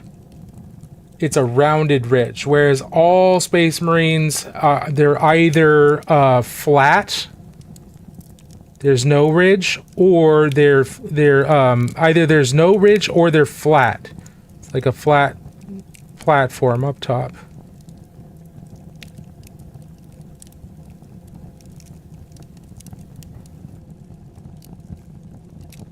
And one of the reasons I start in the middle is so that I can kind of control how thick each line is, and if I need to, I can neaten it up with the next lines out.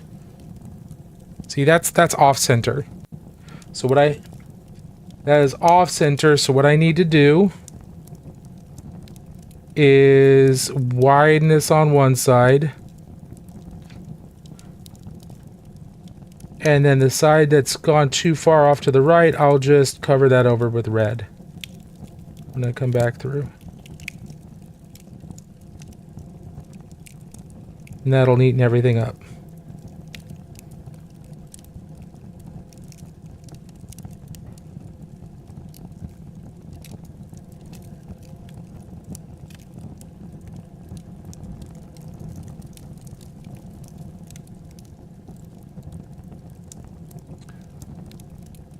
Okay, so now let's go with our dark red, and we'll make this brighter later.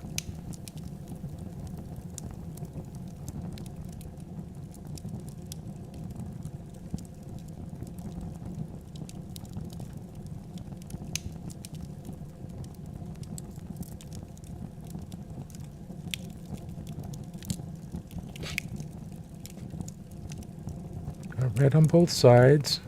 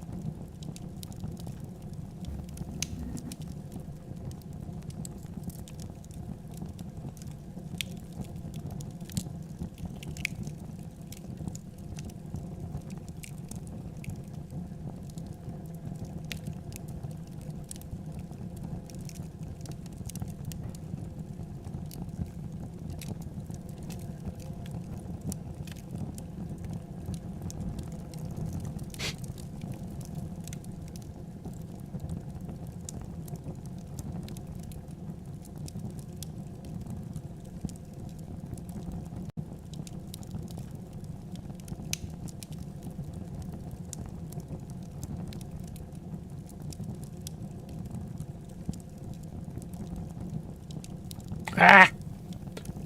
See, there I went way too far over. So, but now what I can do is I just wait for that to dry.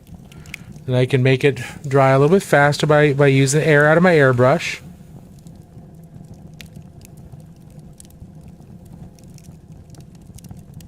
And then because it's only a small section, come in here and I can just very carefully tease that back out, just always drawing towards myself. So when you do lines, if you want them to be straight as possible or as straight as you're capable of, draw your brush towards you. This is not like, you know, whittling or working with a knife where you don't want to draw, where you don't want to cut towards yourself. Draw in towards yourself when you're painting or when you're drawing, something like that. That is going to allow you to have, that's going to get you the most control and the straightest line. Drawing towards yourself. Don't do that with a knife, though.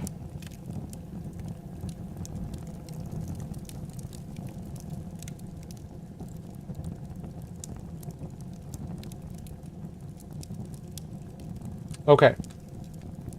So now I'm going to use yellow ochre. Just start with the yellow stripes.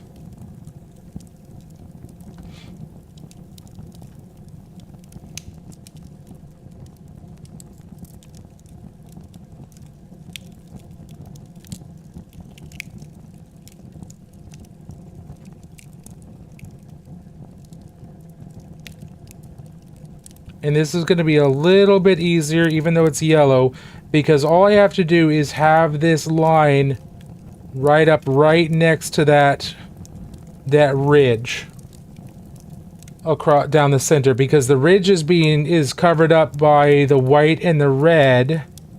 There's no space left on it, so I don't have to. This just has to go right along the base of that ridge. That shape.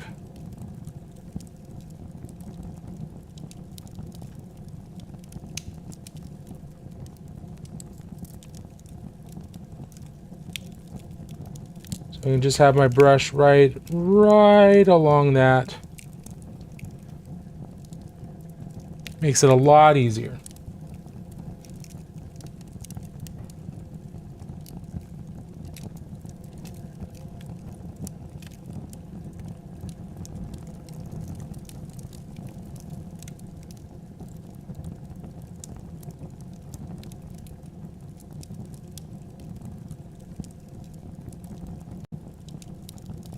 Oh, unless I completely lose focus of what I'm doing.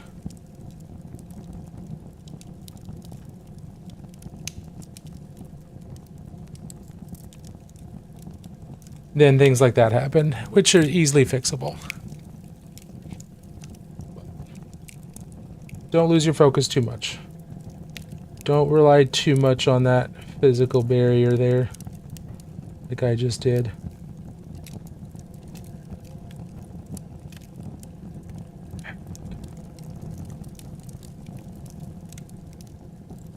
There we go.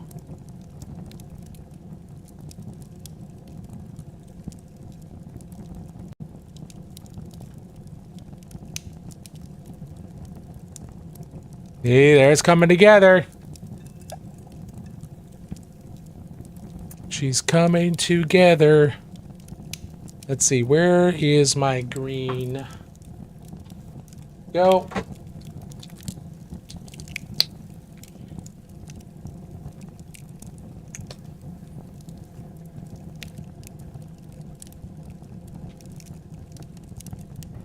So with that red, I kind of want to brighten that red up towards the top here, because that's going to be most of the light is. So we're going to use a brighter red while waiting for other things to dry.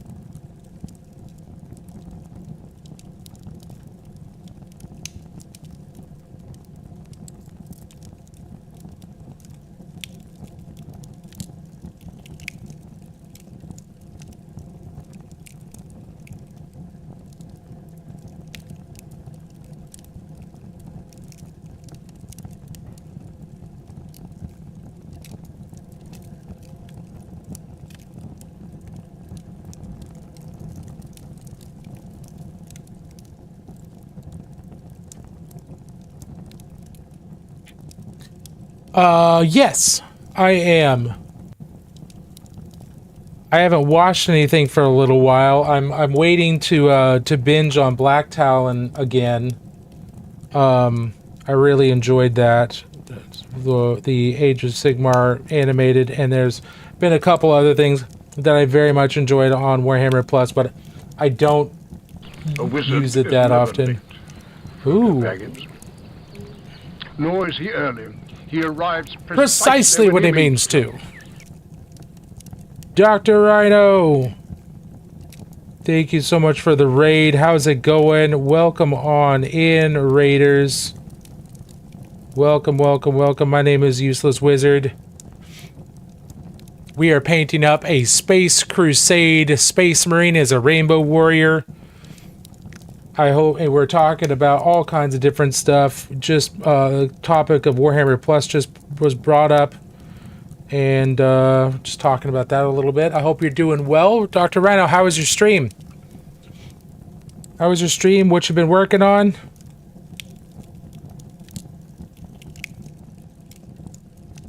I hope you've all had a wonderful holiday so far.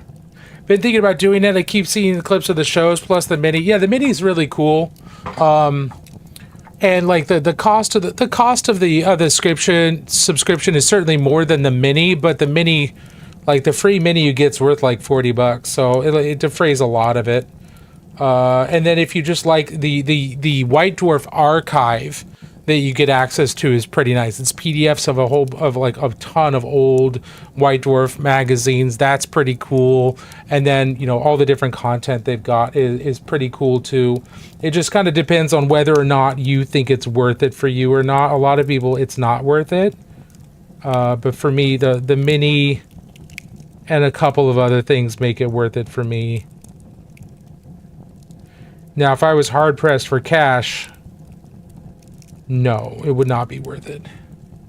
Yeah, good stream. We're working on the artillery witch bus. Nice. Nice. I'll have to check the VOD to see how you're doing with that, because I remember that looked really, really cool. I want to see where you've gone with that. I need to work on mine eventually.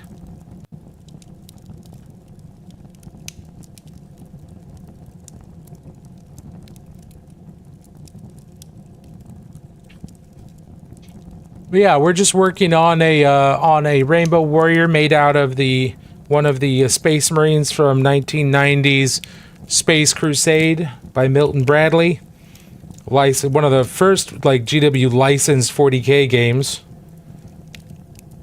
This is where we are with him right now. Now we're working on the stripes, and so there'll be stripes up here on his helmet, obviously, but then on his shins. And then going down the middle of his backpack down here, those will be the Rainbow Warrior stripes as well. So that is what we're working on at the moment. Appreciate you all dropping by. If anybody has any questions, please feel free. I love answering questions. If you've got any questions about painting, although you probably asked Dr. Rhino all that, which is a great choice to do. Dr. Rhino is a fantastic painter. But if you have any questions about Trench Crusade or Necromunda lore or anything like that, or Rogue Trader 40K, happy to try and answer there as well. I try and stay in my lane a little bit.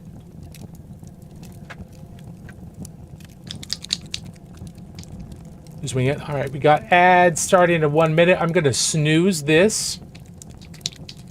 Lies. You just wing it. Yeah, that's fine. You can wing it when you know what you're doing. Or when you're figuring it out and you feel fairly confident.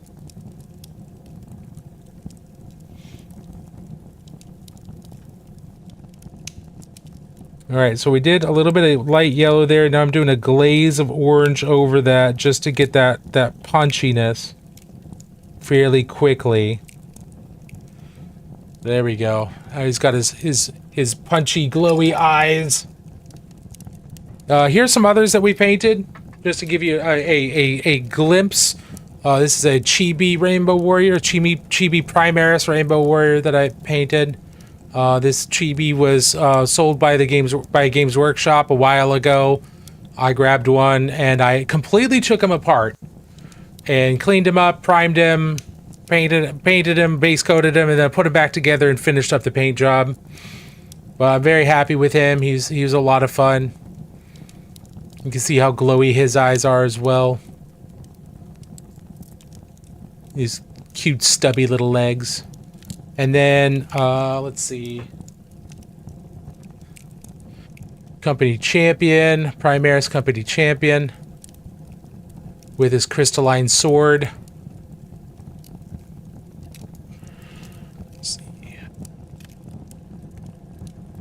Been working on this guy. This is a Mark II firstborn lieutenant with a crystalline sword that he's drawing. He's drawing his sword out of his scabbard there, about to engage in some righteous one-on-one combat. Then we got a Primaris lieutenant. His prismatic sword as well. And then where'd he go? We've got a Mark IV Primaris lieutenant. I just did his blade just the other day, or last night actually. He had a more complex looking blade. But we've been working on him as well. So a lot of little things. I do have a Mark III, just haven't really done a whole lot with him. But we're having a lot of fun with these. It's kind of nice to have just like a quick ongoing project that not only lets you kind of push your skills as far as blending and glazing go, but it's also just kind of a fallback. Like, you know what? I don't really have anything else that I want to do right now. Let's go work on this a little bit. So now we're working on this guy. All right, we got ads starting in ads starting in 3 minutes. When they start, we are going to take a 3 to 5 minute break. If you stick around through that, thank you so much. If you don't, I totally get it. Have a wonderful rest of your night. We still got a couple minutes before then, but I did want to give everybody a heads up. I do take scheduled breaks every hour or so, so that I'm in control of when the breaks happen or when the ads run, and instead of you having to like sit through a bunch of pre-rolls or being interrupted in the middle of a painting of like me talking about something in particular. I'd rather just have control over when those happen, and just, you know, be in control of that as opposed to not. So that's why we're gonna take a break here in just a few minutes, just so that we can get that out of the way and not be subject to the whims of the platform.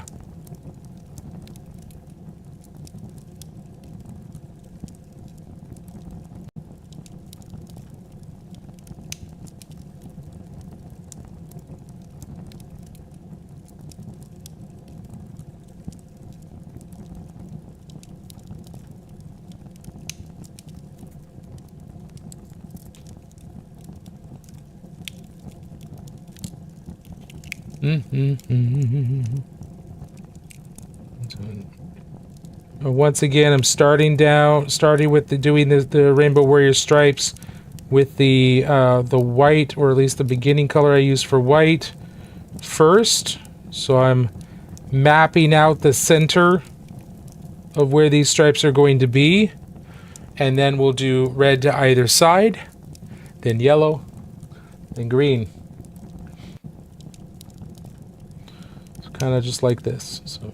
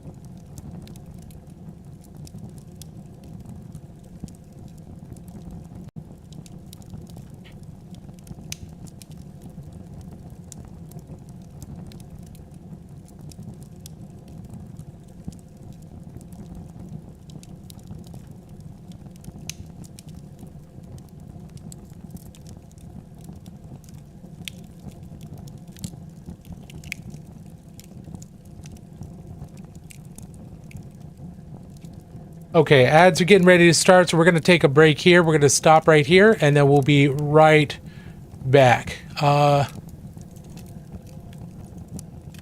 So just a moment. I'm going to get some water. Going to hydrate. We'll be back in just a couple minutes. Thank you all for sticking around. We'll see you in just a second.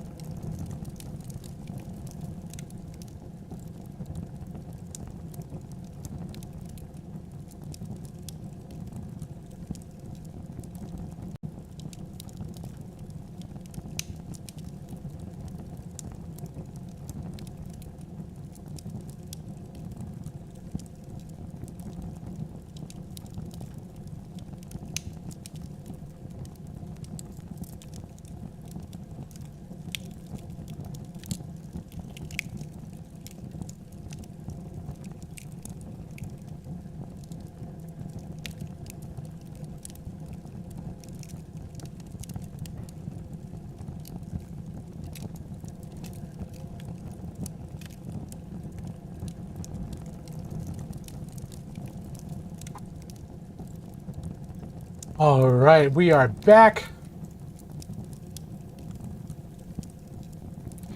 Thank y'all for hanging out. Appreciate it. If anybody has anything they've been working on or anything they want to talk about or show off of stuff they've been painting or anything like that, please feel free. We are a link-friendly channel. Feel free to put it in the chat. If anybody has any questions or anything, you could also ask there. Try to make this as beginner welcoming as possible for people that are just starting out. Hi, It's good to have you. Continuing to work and improve. So the whole idea behind my channel is to kind of obviously show off and show my progress as I struggle to improve and do better, but I also want to be a source of encouragement for others. Hey, thank you, Danger Muffin. Thank you so much for the follow. I appreciate that. That's a great name. Appreciate the follow. 6 more parts and I'll finally have all the Tomb World terrain off the sprue and ready to prime. Nice. Yeah, there's a lot of terrain in that box, huh?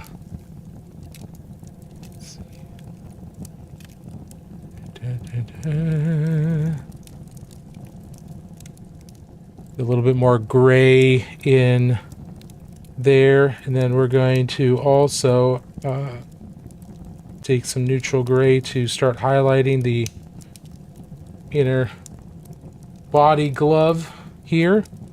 And fortunately, we know where highlights are going to be because we've already got the highlights painted on the leg armor. So it already shows us where light is concentrated because we have to be consistent. So it makes it easy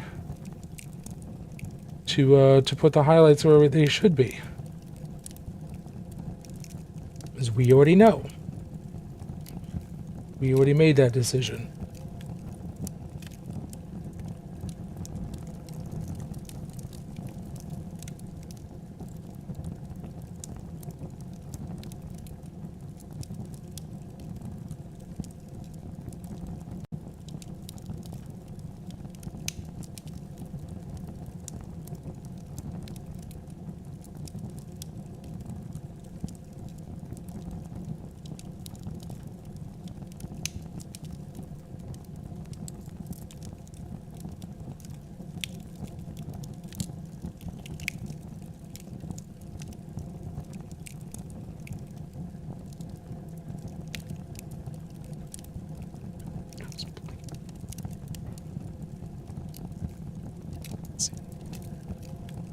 Do we get paid for TikTok live likes, or is it just whatever? The likes tell TikTok that that people are enjoying the content. So then the algorithm pushes the stream out to more people.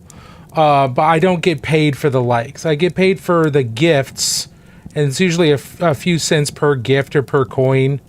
So you know.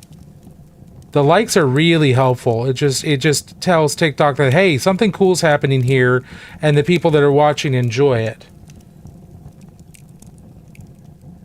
Just tells the algorithm that something cool's happening and people are liking it.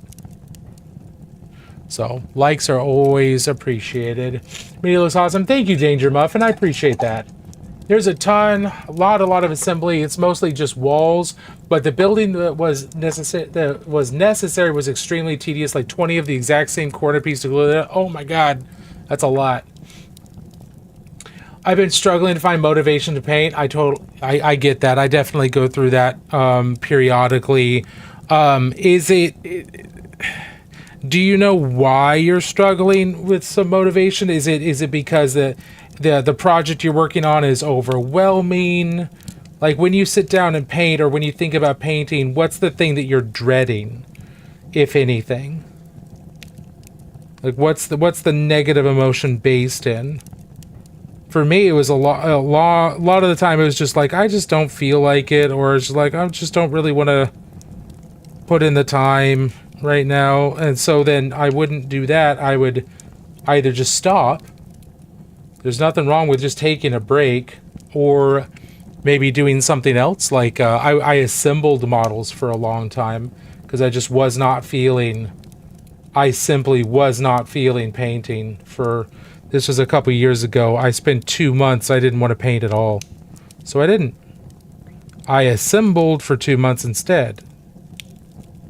Just put models together, and I did other things that I knew I enjoyed, like reading Warhammer novels and stuff like that, but I didn't paint until I felt like it again, and that's tough. Just haven't been making progress, stuck trying to improve from where I'm at, not liking the way the models are looking. I get you. Yeah, that when you hit a plateau like that, it's really difficult. It's really, really hard. Have you tried doing something just completely different? Like a completely different style of painting. If you normally wet blend or you normally layer, have you tried just pointillism or anything like that? And on a mini that you just don't really care about. I find trying to completely change things up has helped me in the past. Doesn't always, but it has in the past. Also, like I said, just going to assembling a bunch of models and then not painting at all. That just gives my mind a break, and then I can come back to it at a later time when I'm feeling rested. There's nothing wrong with like taking a break. No one should ever feel about taking a break because they're just not feeling it. And especially when you're when you feel like you're not making any progress, that's so discouraging.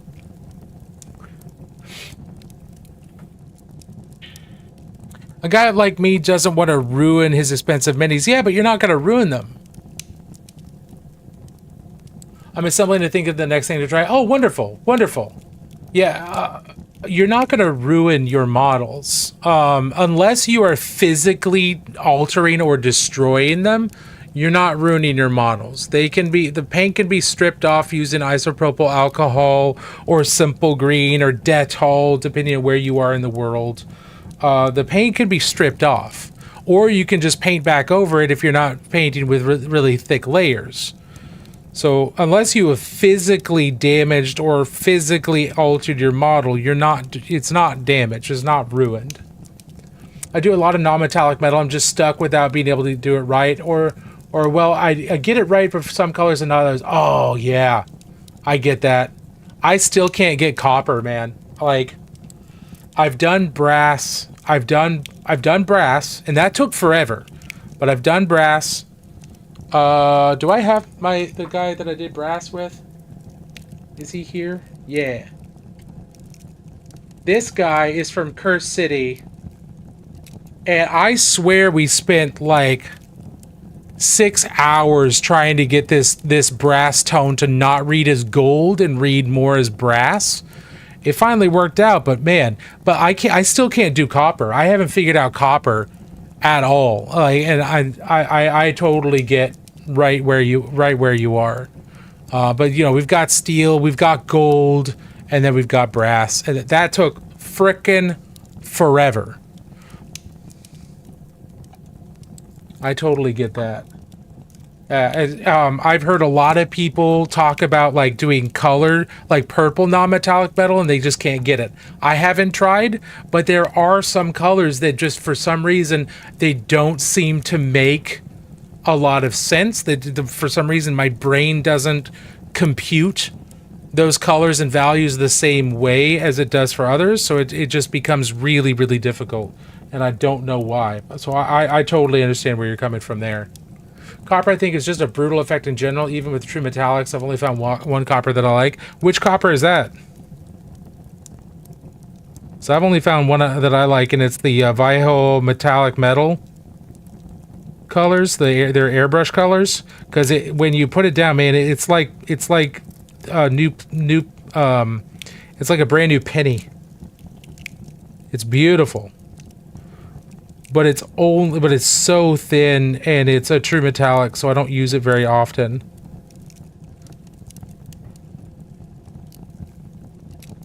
I just like the way non-metallic looks. I like the way it looks like it's painted, just like everything else. But that is a 100% a personal, like, this is what I like, but nobody else has to like it type of thing. And I don't know, maybe my chattering isn't helping at all, but I hope that you are able to continue to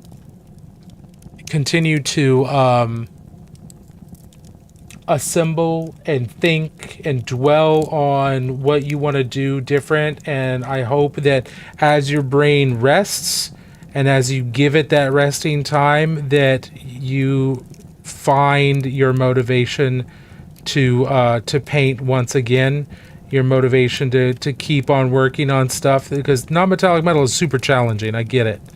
I'm right there with you. But I hope you very quickly get that motivation back, because it's so satisfying when things go well. Nah, man, thanks for the encouragement. It's awesome. You've got great energy on it. Hey, thank you very much. I appreciate that. A new member has applied for a library Oh my God. card. Danger. Danger Muffin, thank you so much. Let's get you your library card here since you are supporting the Great Library. Give me just a second. Everybody who supports the Great Library with a subscription over on the Purple channel gets a library card.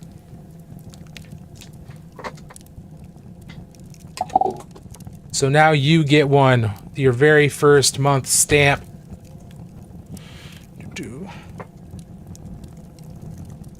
Here. So I ran out of them in my sorting box. Now I did the entire shrine statue from Brutal and Cunning box with it. I was very happy with how it came out. Nice. Green Stuff World Pure Metal Pigment using Viho. I've heard that that's good stuff. Viho varnish is a medium. I've heard that's really good stuff. Alright, Danger Muffin. Here are the terms of your library card. The bearer of this card is granted permission to remove materials from the Great Library for a period of no longer than 30 days. A penalty of 1 sip of paint water will be assigned to the bearer for each piece of material that is outside of the Great Library every day beyond 30 days. The bearer assumes all responsibility for any material damage to, magical damage, or mishaps associated with, and possessions or exorcisms through to checked out materials. Well, now we are going to sign your name here, and you will notice that you have, next to your name in chat, you have been issued your very own wizard's hat.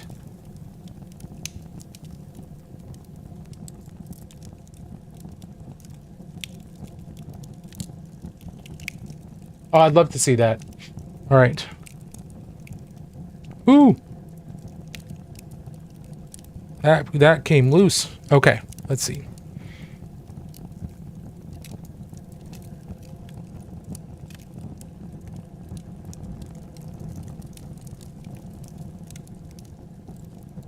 This does not want to ink properly.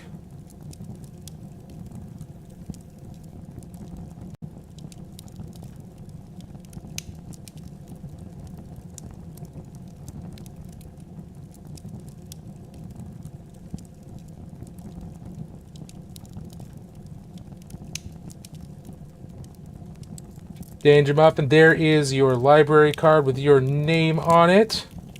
And we'll get you your first month stamp here in just a moment.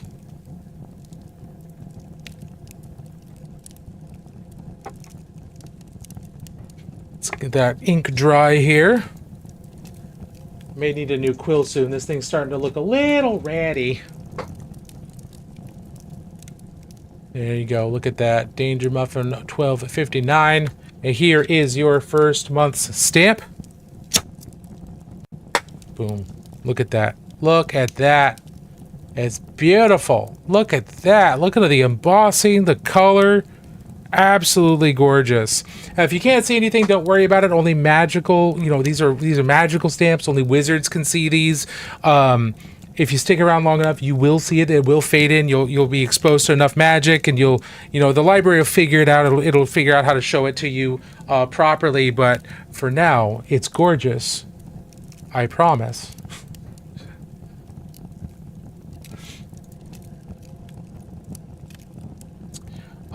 Give me a few to finish sanding this bit. I'll find photos of the few. Yeah, I'd love to see that. I would love to see that. Okay. Sorry. Itchy beard. Itchy beard. Even wizards get itchy beards. So let's take our bright neutral gray and we'll do a very small highlight here to just bring that up. And then one here, here.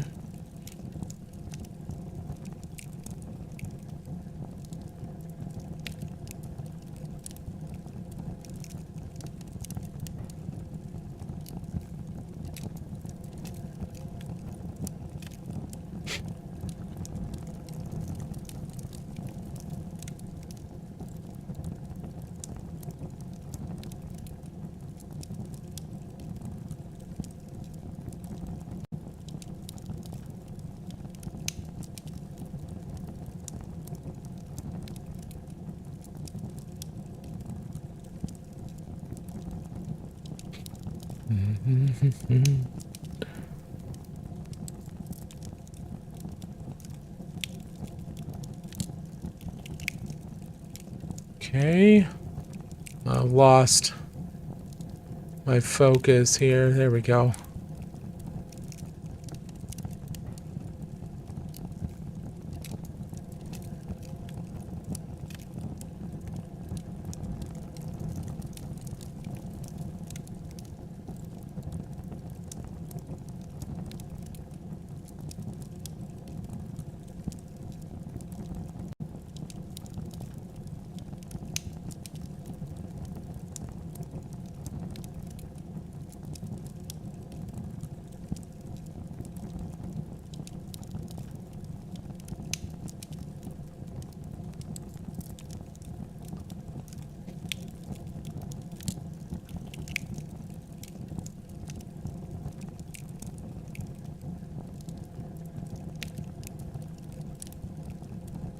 Okay. Okay, so I did have actually two of the same Shrine Central, one regular, one defiled, for the sake of showing off. I'll show the link that has both. Yeah. Ooh.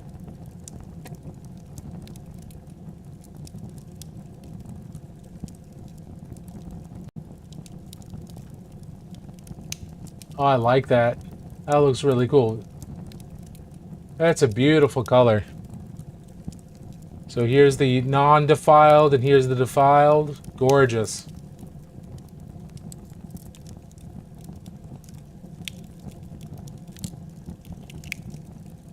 Yeah, that's really cool.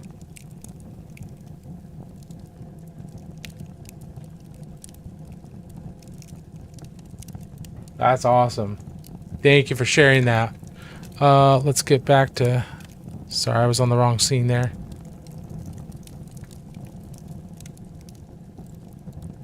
That's very cool. Yeah, when you can find a recipe for something like copper or even bronze that you really like and you can really work with, yeah, it's a great feeling. You've definitely got a good one there.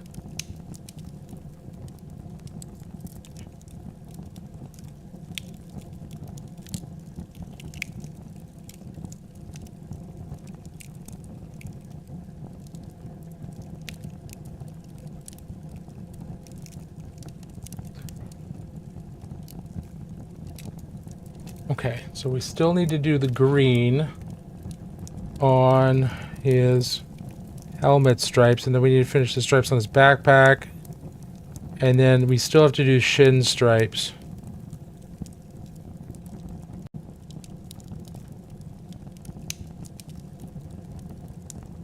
We'll see how I feel about that once these are done.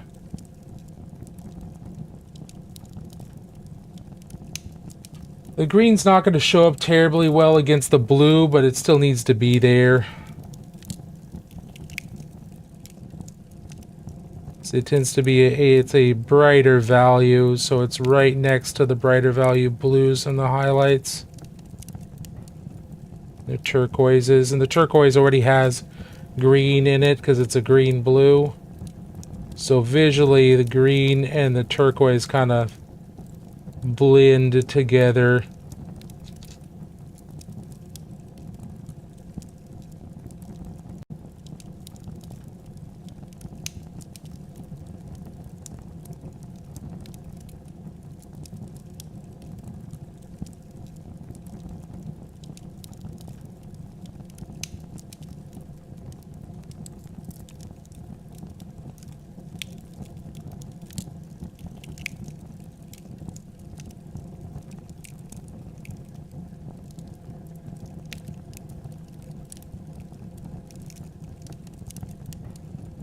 Okay. It's a fun project. It's about find a second spur on eBay for a good price. Nice. Did I tell you my wizard bud showed up? Oh, excellent. Have you played around with those colors yet? And are they the same colors that you saw on my stream? I'm pretty sure they are. But I could be wrong. My understanding is each set is not completely random. but I could be wrong.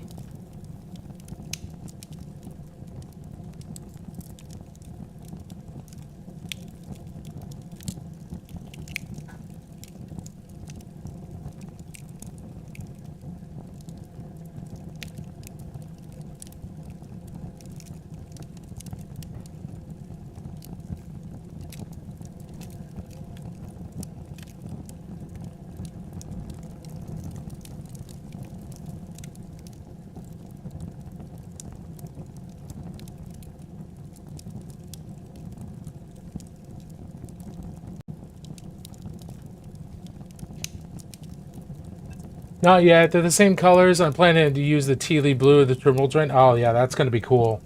That's going to look awesome. It's such a beautiful tealy blue color.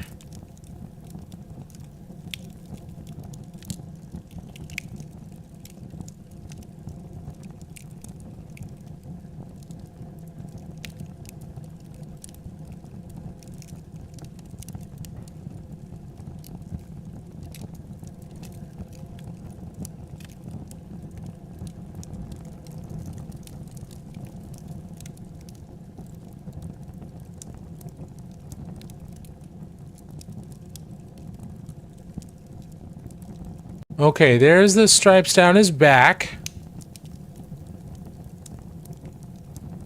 So we just have to do the stripes on his shins now.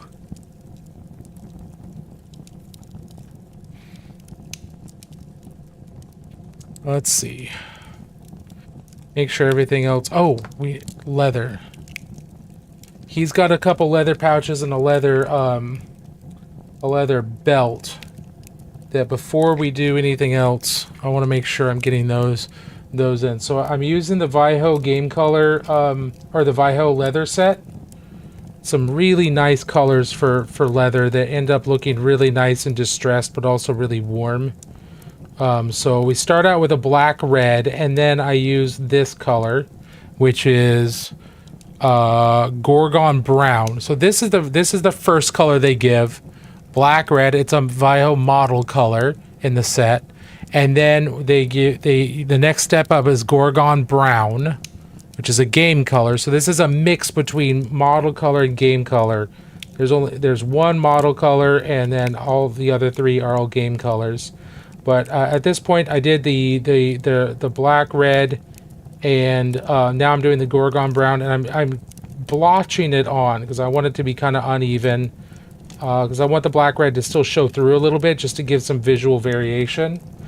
And then I'm also generally focusing on this Gorgon brown around the outside perimeter. Welcome. Make yourself at home. Oh my god, at home. that scared the crap out of me.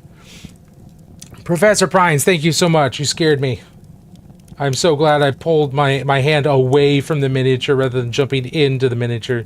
I would have gotten brown everywhere, and that's entirely my fault for jumping. But I appreciate your follow. Thank you so much. Okay, so we got that. And this is basically what I'm doing right now. So we've got our... Let's just say it's a leather square here. Oh my goodness. Thank you for that follow.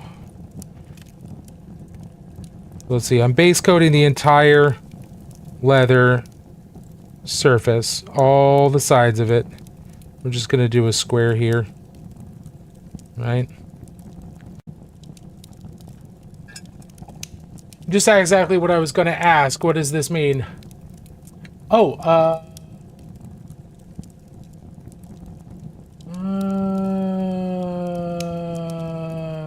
maybe on side canoptic circle too, but I don't know if I want the team to be matchy as the drain. Okay, gotcha.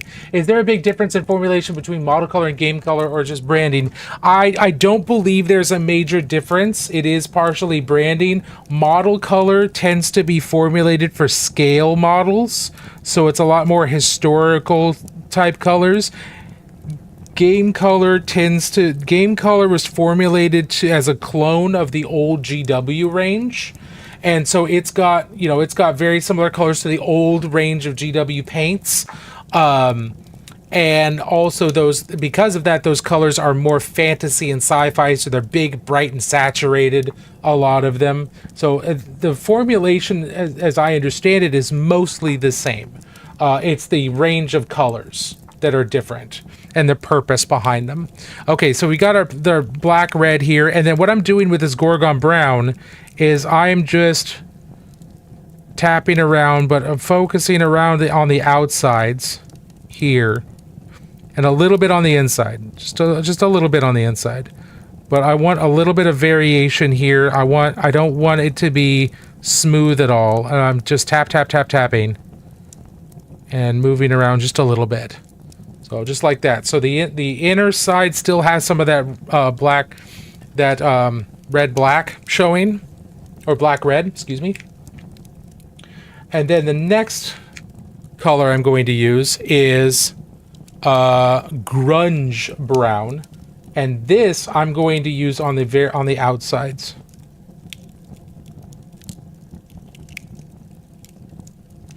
But I'm also going to be kind of uneven with it. I'm going to focus on the edges. I'm going to focus on the corners, because on leather stuff, the corners are where things bump into stuff, because they're stiff corners, so they get bumped into, and so they're going to lose a lot of their coloration. They're going to wear down, and maybe I'll have like a scratch or something here.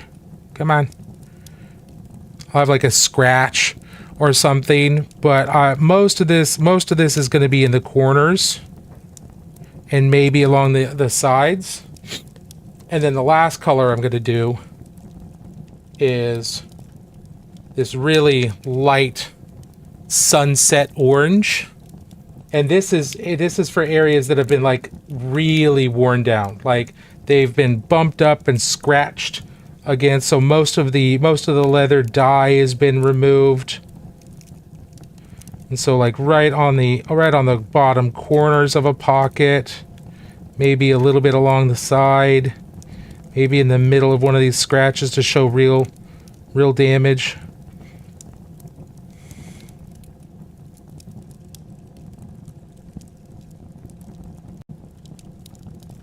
And those are the 4 colors that I'm using right now for these guys. Yeah, they get burnished. Yeah, they get worn down. They get burnished. The dye that is used to color the leather gets worn down, and it gets down into the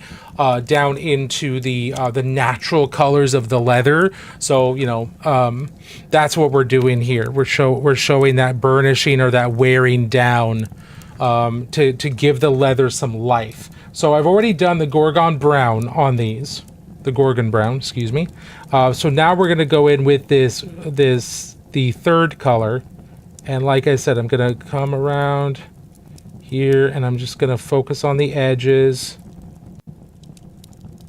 And I'm going to be kind of uneven.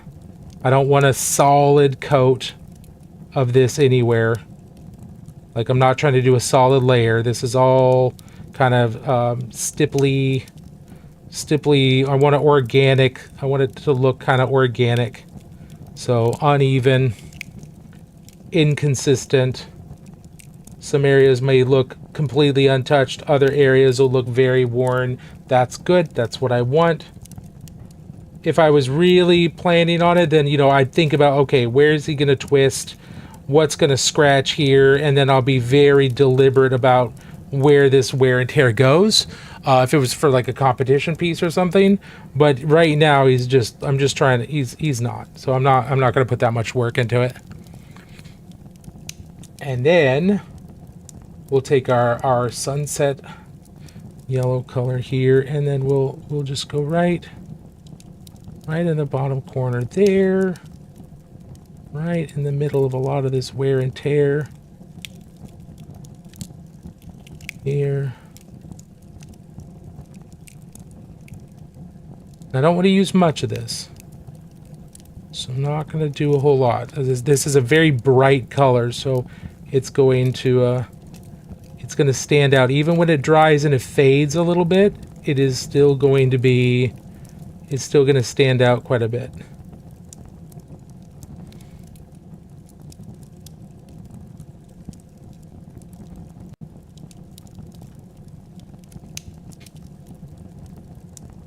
So now we've got a more worn looking leather there. Never really think about these things on Gunpla because it's mostly metals, but it would be neat to do all one natural materials does. Oh, that'd be really interesting. Now, Gunpla, you can do stuff like this because it's metals, but those metals still get scratched, right? And they get worn down, especially in fights and things like that. So you could do a little bit of this, but it certainly wouldn't be the same as like, you know, wood or wood or leather or anything like that. But doing micro scratches and things like that, micro textures on the metal areas or the hyper advanced ceramics. You could also do chipping where you've got like it's painted, but then you've got paint chipping off and showing the metal underneath. There's a lot of interesting ways that you could absolutely do weathering on Gundam, which and tons of people have. So it's not completely brand new, but wooden Gundam would go kind of hard. Yeah, almost like they were like some kind of like D&D Gundam or fantasy Gundam. That'd be interesting.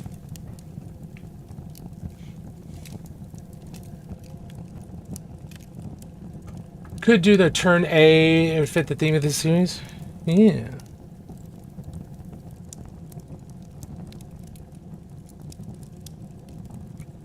Okay.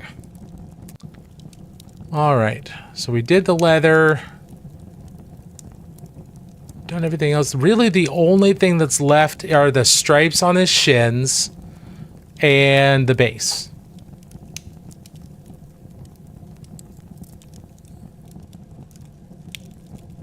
And I don't think we're going to have time to do all of those tonight.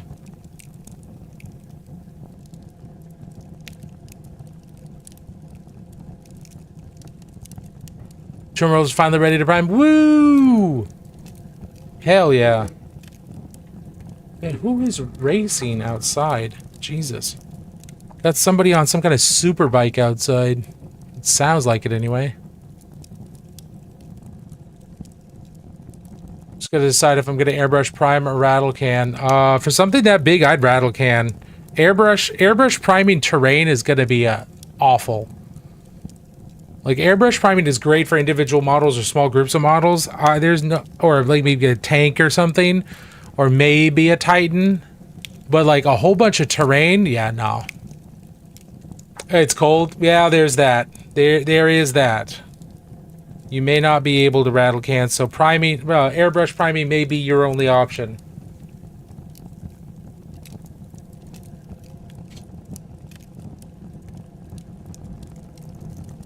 Okay, so let's see. Let's get back to it. Might as well at least... Ooh, that is... I must have added a lot of water that by accident. Wonder if I dropped water in there unintentionally. Okay. So the easiest way to do this is try to identify the center of the shin. Why is that not leaving? Why is that not leaving paint?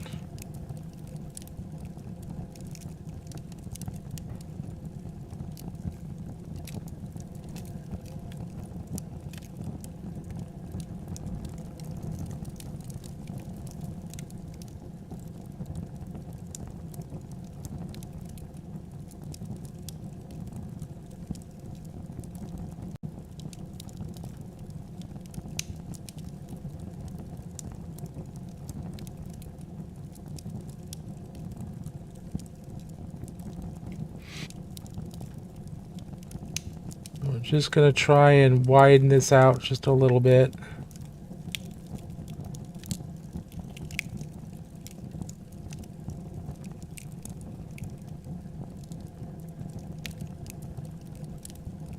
Hi, it's good to have you.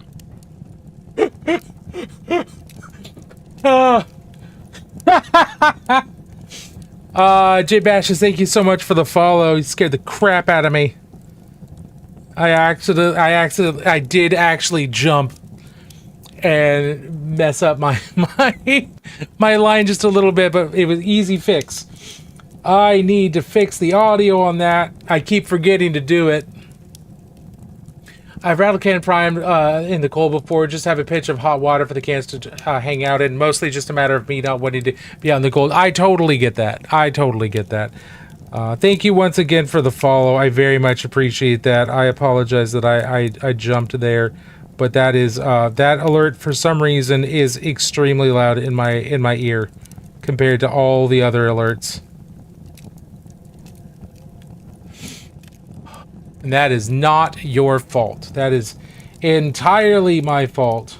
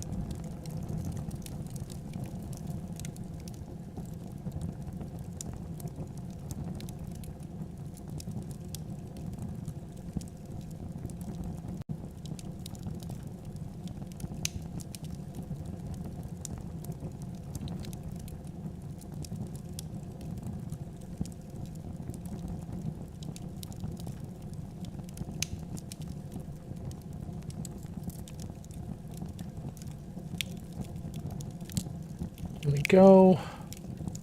That's easy. It's better.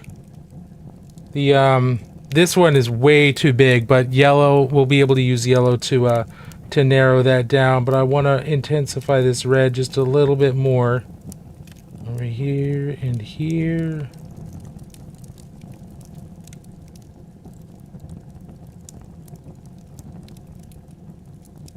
Let's get some mahogany to clean up this shadow area here.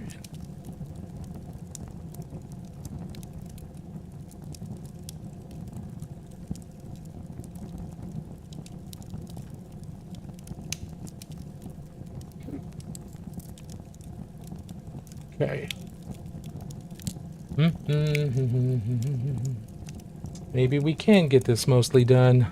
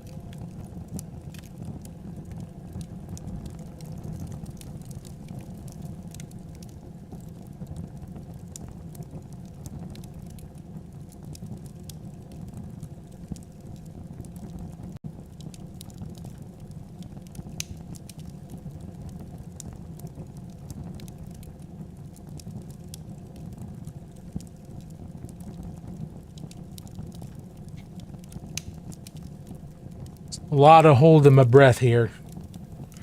A lot of holding my breath, which is why I'm not talking, so I do apologize for that, but I am trying to hold my breath a little bit more. Gonna be a little bit easier.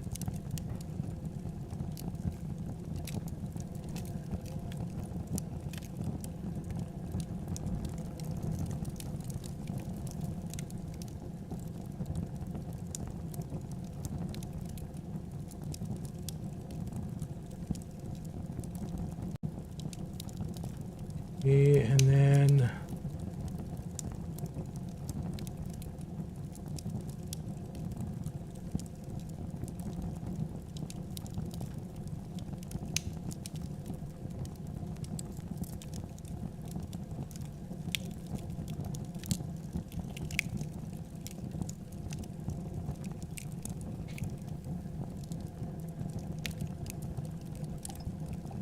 just laid it out on the table. I think I've just got to suck it up and go outside tomorrow because it's just too much terrain for to airbrush. That's understandable. That's a lot. It's a lot to airbrush. All right, one more set of lines here.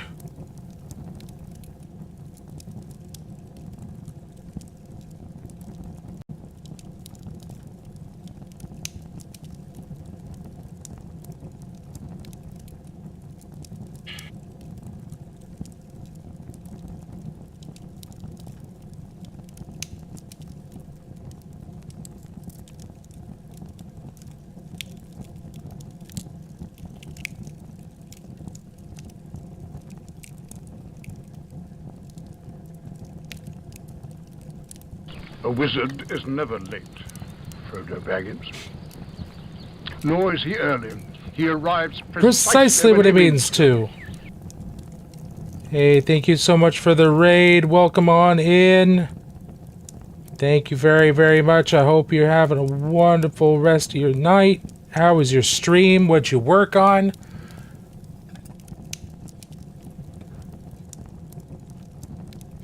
Frogenstein, how was your stream? What'd you work on? Welcome on in, everybody. My name's Useless Wizard. Welcome to the Great Library of Magic, where I was kicked out of the Wizard School of Magic and sent down here to the library to watch over everybody. Watch over the library. They didn't want me teaching magic classes anymore because I'm a useless wizard. So they sent me down here instead. So we were hanging out here in my study, painting minis, talking about all kinds of nerdy stuff. Painting some early Games Workshop here, or Games Workshop based stuff. This is a Space Marine from the ninth game Space Crusade, released by Milton Bradley in 1990. This is the first, I believe, one of the first, if not the first, 40K licensed games that Games Workshop ever did. And we're painting him up as a Rainbow Warrior, which was one of the very first, Space Marine chapters mentioned in the original Warhammer 40,000 rulebook, released in the late 1980s. Is one of several Space Marine chapters that are basically not really acknowledged much anymore. They are still considered canon, and they're barely mentioned, but this is one of them. Good evening, Wizard. Was playing Helldivers 2 with friends, but we'll be painting again on Sunday. Oh, excellent. I haven't touched Helldivers 2 in a little bit. I've been arc raidering quite a bit, but I have put in quite a few hours in Helldivers 2. I hear tell that there's possibly new vehicles on the way, which sounds awesome, because the vehicles so far have been a lot of fun when I was playing. But I'm glad you had a good time. MD, that's me. How are you doing? Thanks for popping in. Appreciate it.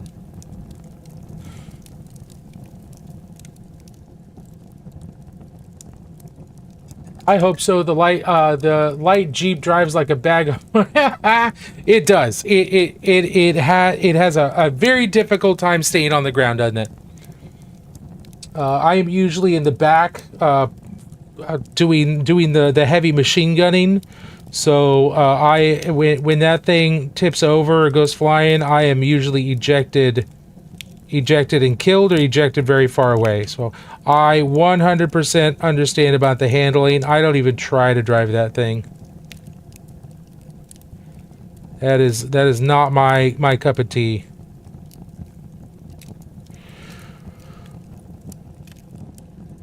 Let's see. Let me hit a couple of these areas with a little bit more bright white.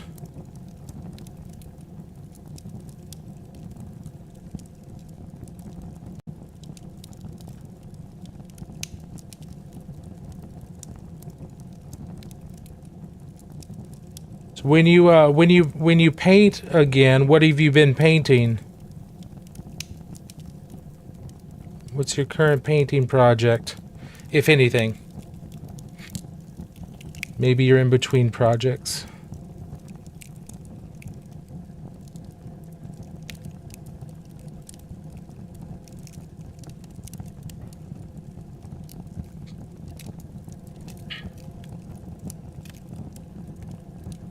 Necromunda and Mech Warrior mostly. Very cool. Very cool. I did some Necromunda Palanite Enforcers. I painted them up as Helldivers. I had I got helmets for them 3D printed and replaced the Palanite helmets with the Helldiver heads. And that was really cool. Hey, Chainstart, how are you? Thanks for dropping in. Good to see you. Prefer skirmish games? I do too. I haven't played 40K or Age of Sigmar or any of the major big games until, I mean, since like 7th edition 40K. I played Necromunda. I just got done with a 12-week campaign at my store, and then Warcry and some other small scale games. Those are my preferred, but I mostly just paint. I'm good. How have you been? I've been very well, thank you. I was literally thinking to do the exact same thing for the Under Hell's campaign. Do Under Hell's Divers. Yeah, that would be awesome. That would be really cool. They ended up looking really, really nice. Big Same, never played a game of Big Hammer, never planned to. Yeah, I'm just not really interested in Big Hammer anymore. I played Bigger Hammer for the 5th and 6th editions. I was just not really looking for it any longer. Okay, so the only thing we have left to do is the blade and the base. The blade and the base are the last two things to do. Let's see.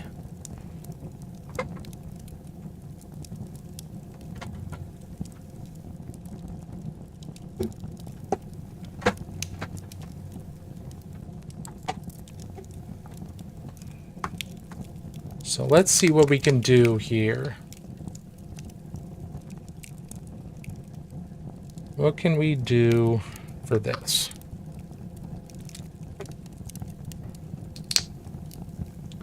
An orange rusty base is going to set his main colors off really well. So that's what we're going to focus on here.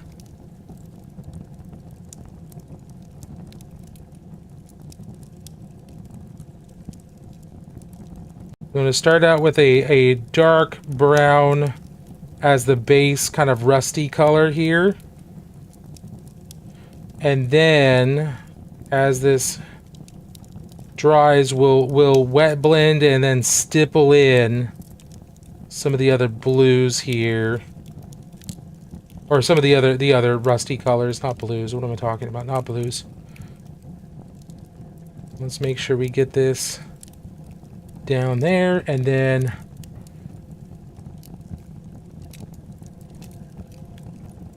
we're gonna just kind of stipple and squiggle a little bit. Stipple and squiggle, so that we're stippling, so we're getting dots, but we're squiggling to do a little bit of wet blending in there. And then we can tap over it with the dark brown. I'm going to take full on orange. Do the same thing to show areas of newer rust. Then I'm going to water some of that orange down.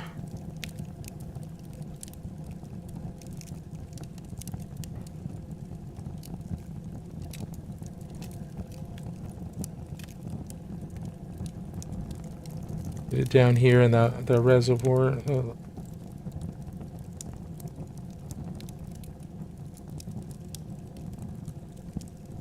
Now I'm going to let this dry, and then I can stipple on some more just to give it more actual texture. But we got multiple different colors here. You've also been playing Arc Raiders, Jakey? Excellent. I'm glad. Arc Raiders is a ton of fun. Let's see. Great minds truly do think alike. Yeah. I used to be the GW rep at a hobby shop for almost 2 years back in 5th edition. Missed those days when it was fun. Yeah, I played 5th. Played 5th and 6th. Oh, those were the days. I think actually playing it, I wouldn't mind, but I would get bored painting an entire army kill team. Yes, I agree. Kill team, things like Kill Team, Warhammer Underworld, stuff like that. It's just so much more approachable for painting, just because there's just not as much to paint. So especially for people that just want to do a variety of stuff, for people that are new, things like that, smaller scale games are much better. I think they're much better for that. Okay, so while we're waiting for that paint to dry, I am going to take some black brush on primer, and I'm going to start black rimming the base.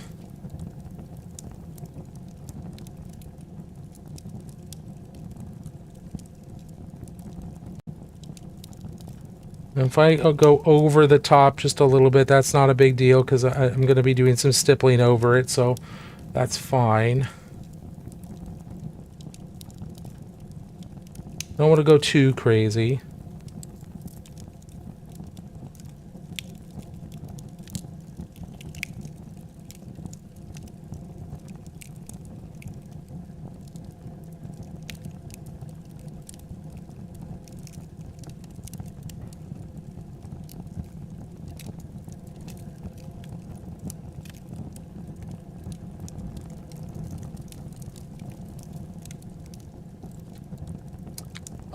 Let's see.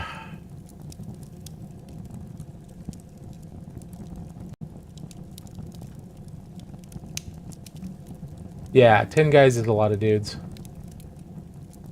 I've been Necrometa for a while. Might actually pull the trigger this year and get into it. It's a lot of fun. Chance was a pretty fun addition, honestly. Surprised to like it as much as I do. Nice. I fully crash out if there's Marines in the whatever kill team box after the Warp Talons of Sisters one. Yeah, we'll see what happens. All right, about time for bed. Talk to you later. Hey, have a wonderful rest of your night. Thank you for the raid. Enjoy your sleep. And we're just going to finish this up here, everybody, and then we're going to head on out. We'll see who's live. I suspect Jinx is going to be live. She usually is around 9 by the time we're done.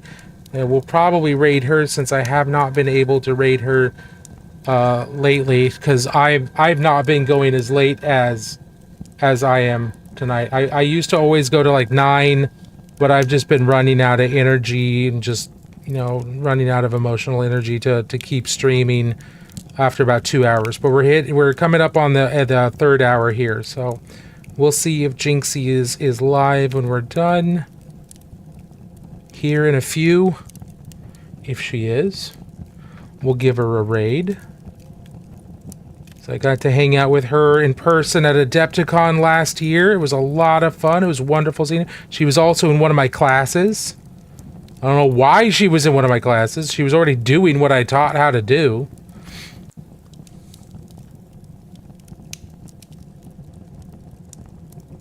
But it was still appreciated. It was wonderful.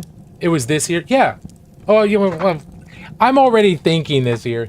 I got 30 minutes before I start. Okay, gotcha. I'm so hyped for that sister team too. I already have a novitiate, so it doesn't hurt. It doesn't hit the same without power armor. No, I totally understand that.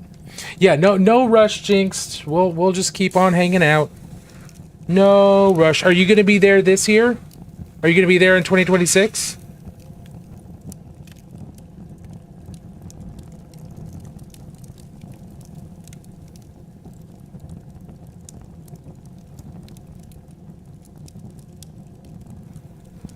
My first con, I didn't know what the classes were going to be like. Yeah, no, I totally get it. I'm just giving you a hard time.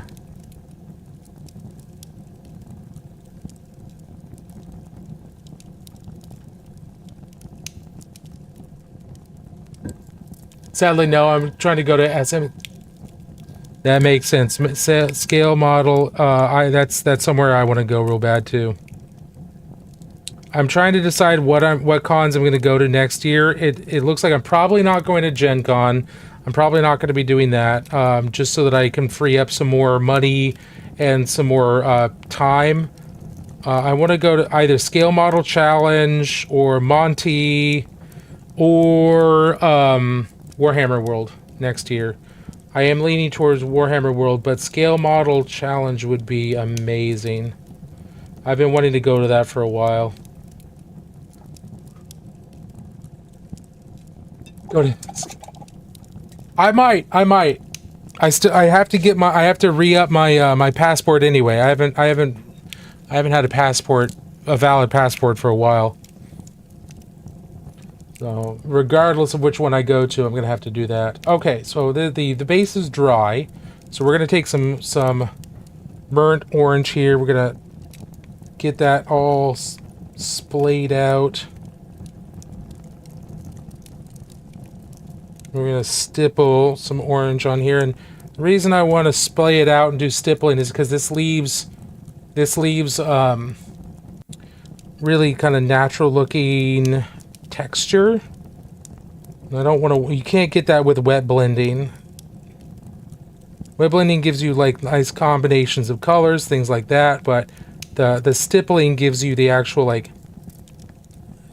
rough texture that that a lot of rust, that helps rust look really good.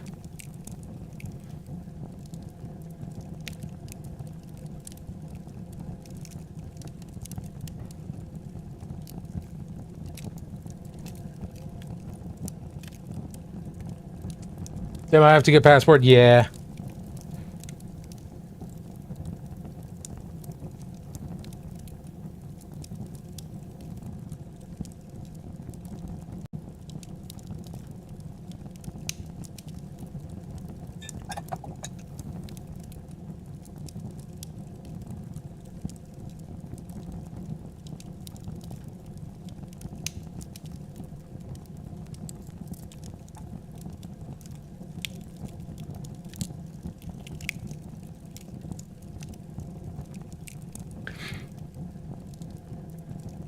All right.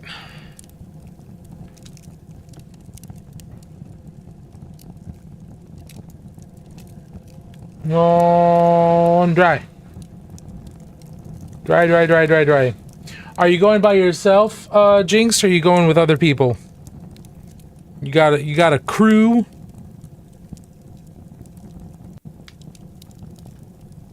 And is it in Eindhoven again this year, or is it moved?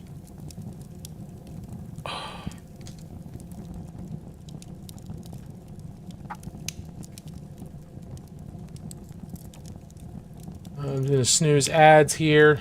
Another 5 minutes.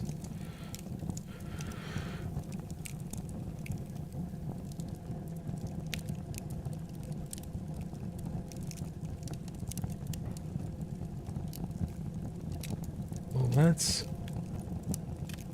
trying to get JT to go. Nice. That'd be great. That'd be super cool.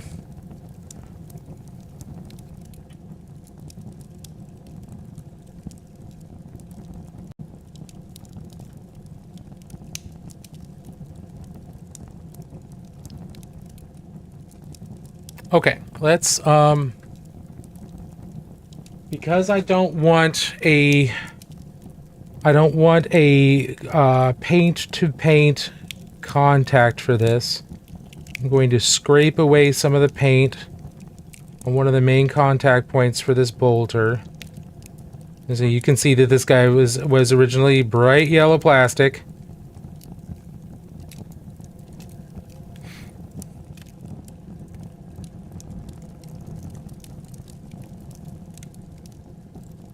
And I just need to get some bare plastic in here, and I'm going to scrape up that so there's little dings and divots in there.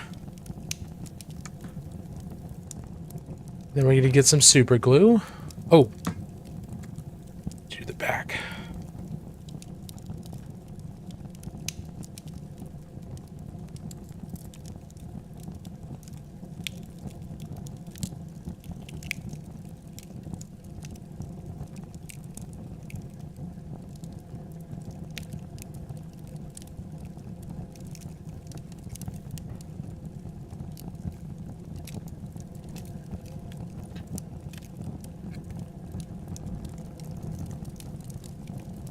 Little bit of super glue here, and oftentimes the small amount of super glue is a lot better than a big amount of super glue.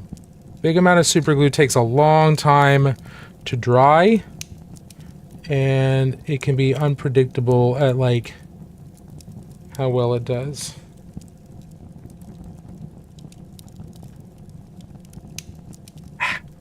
Come on, there we go. All right.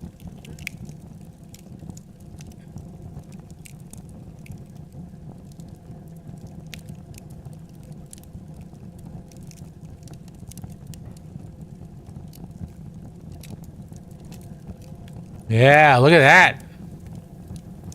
Looks like a badass. Just popped the John Blanche set from Army Painter, and it comes with a little print. Love that. Yeah. No, I've got the John Blanche stuff.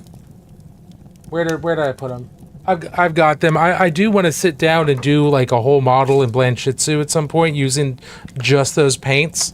I just haven't made time to do it yet. So I hope you have a wonderful time with that. That's a very cool set of paints.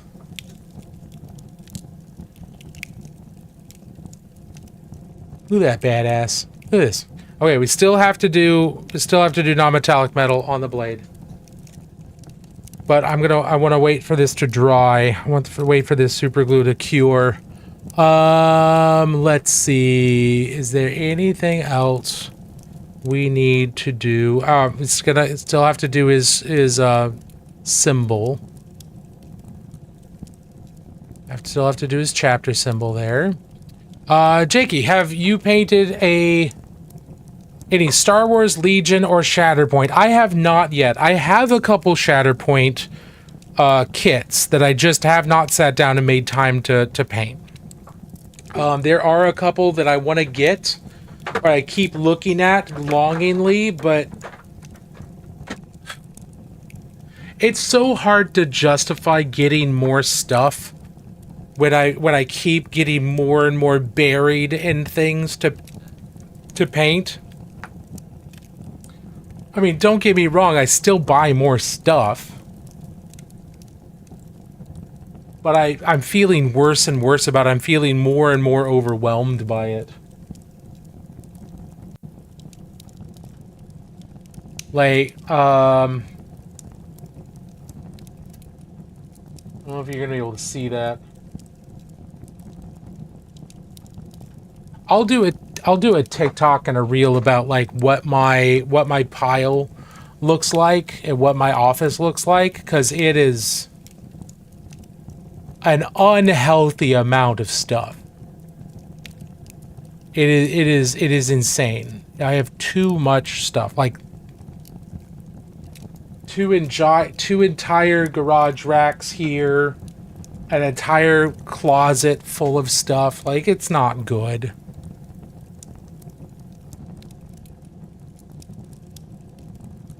Okay, let's see.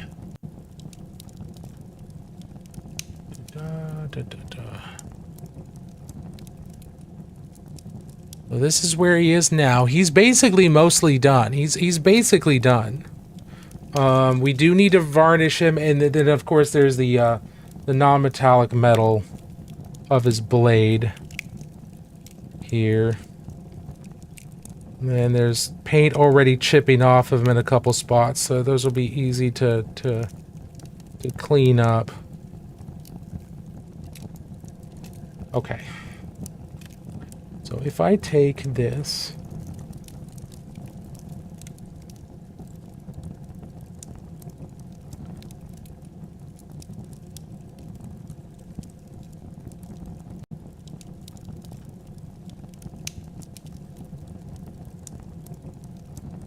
you know what? I don't think I was planning on doing this, but I want to make his bayonet prismatic. I was just doing like the power and force weapons and plasma prismatic, but frick it.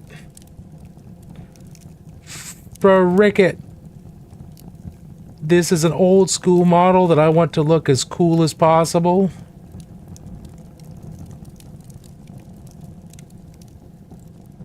So we're gonna give him a prismatic looking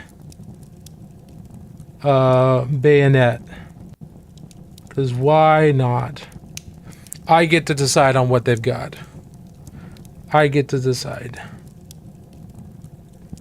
And if he's got a non-powered prismatic bayonet, then he's got one that's not powered. It's not a power weapon. It's just made from it's made from the same crystals as the rest of their blades, or their more powerful blades. It is a sign of their chapter.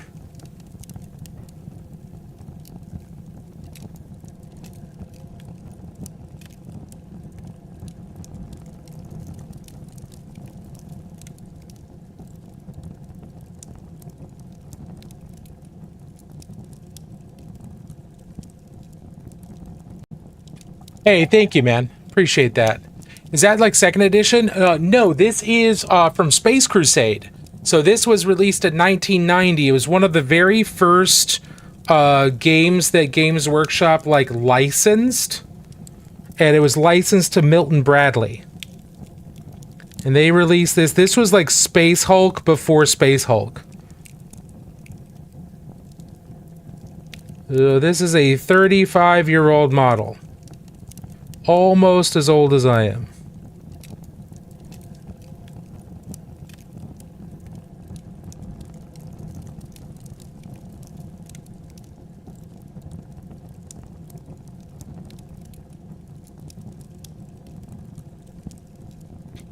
Yeah, it's pretty cool. It's pretty cool. So let's get the...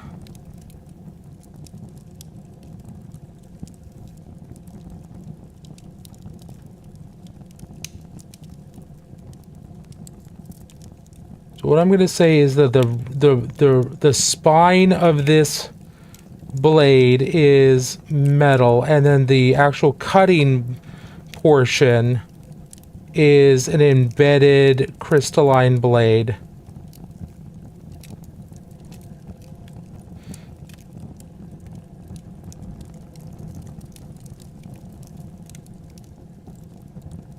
Let me neaten this up just a teeny bit here.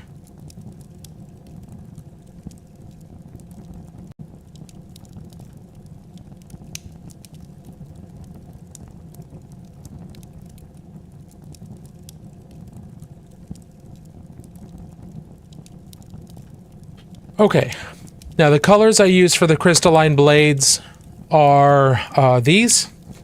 These are all Vallejo game color. These are some of the pastel colors that they've got. The first one is this pastel pink. And for anybody who wants to know what the end result is going to look like,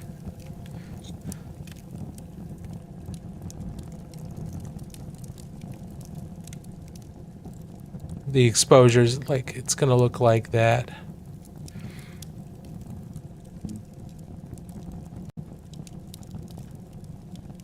Let's see. What's the difference between Necromunda and regular 40K? So Necromunda happens within the 40K universe, but it happens on the planet of Necromunda and in one of the Hive cities. Now, Hive cities, if you're not familiar with those, these are gigantic cities that are spread all over the Imperium, and each city is miles high, is literally like reaches up into the up like 9 miles sometimes up into the atmosphere, and it holds billions and billions of people. Like these are entire planetary populations that live in a hive, and yet many planets have multiple hives. So the city itself stretches up into the sky through a giant spire, but the base of the city is also tens of miles across, and it is full of habitations and stuff as well. And Necromunda, it takes place in Hive Primus primarily, so it's the primary governing hive of the world of Necromunda, and you are controlling gangs of hive scum who are fighting each other within the bowels of Hive Primus over things like resources and territory and things like that. So it is gang warfare in the heart of the Imperium. A lot of people like it just because it is a smaller scale game. So, you know, generally you've got like 10 people in your gang, and that can be, you know, that can be like the upper limit sometimes. The actual upper limit is 20 people that you can play a game with, or in your gang. You generally can't have more than that. And it is very narrative driven. It is not a balanced game. It is not a competitive game. It is narrative driven. So if you like well balanced games and rules and things like that, Necromunda is not what you want to play. You do not want to play that. If you don't mind, you know, more narrative driven play and just playing for like the cinematic cool moments, things like that, then Necromunda could very well be a great game for you. But just keep that in mind, that it is not meant to be, it is never meant to be a competitive, well-balanced game at all. But yeah, you are controlling hivers, you're controlling hive gangs, and you know, there's different flavors of hive gangs. There's 6 primary hive gangs. I have a couple of TikToks that talk about the Eschers, and they're in a playlist on my TikTok account. I am going to be doing more. There's a couple more things I want to talk about with the Eschers, and then we'll move on to like the Orlocks or something like that. But I'm going to be doing that. I'm going to be covering as much about Necromunda as possible. I've just fallen out. I had some medical stuff happen where I just wasn't able to continue making stuff on a daily basis like I wanted to.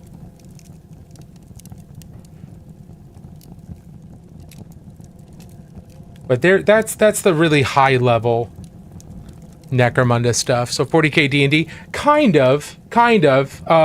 If you want 40k D&D, then you would look at something like Dark Heresy, or there's some newer versions of an actual role-playing game set in 40k. But Necromunda is not a role-playing game. It is a miniatures game. You're just playing with smaller numbers of miniatures.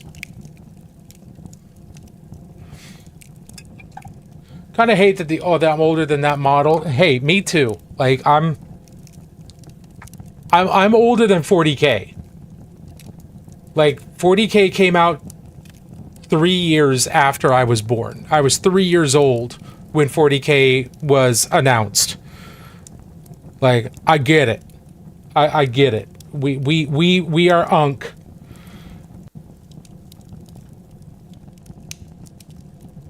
We old. I was about to say that Necromunda is prime real estate to make a video game. Someone should do that, but I remember that someone did. Yeah, but it wasn't a great Necromunda game. One of them was good. Underhive Wars was okay. It was just really difficult to navigate, but I think it felt a lot more like Necromunda than Hired Gun did. Hired Gun is wonderful for the aesthetics. It's not a Necromunda feeling game. It is a Doom game. It is a Necromunda skinned Doom game, and I stopped playing almost immediately because it's like, this is not Necromunda, this is Doom.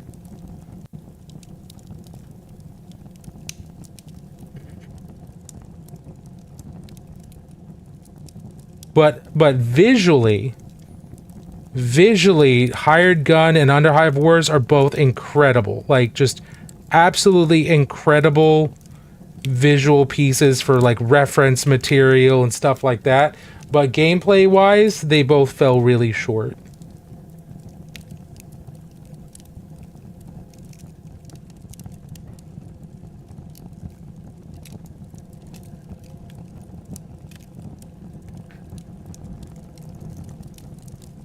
Yeah, the turn-based tactics game was okay. It was just the user interface was pretty bad. But Necromunda Hired Gun, that was basically Doom in Necromunda. But you weren't going up against demons. You were going up against like other gangers. And it had a lot of cool stuff. Believe me, it had a lot of cool stuff in it. But it didn't feel like Necromunda.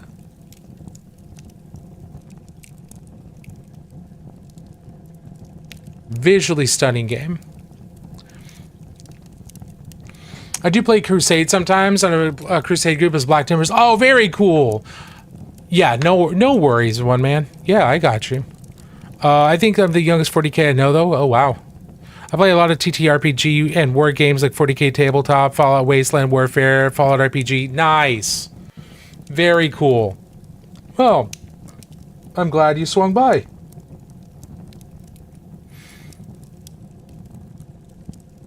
Yeah, Wasteland Warfare's, that's got some pretty cool models. I haven't gotten super into it at all, and I don't know if I will. At least the models, but I do acknowledge that they've got some pretty sweet models. Pretty sweet.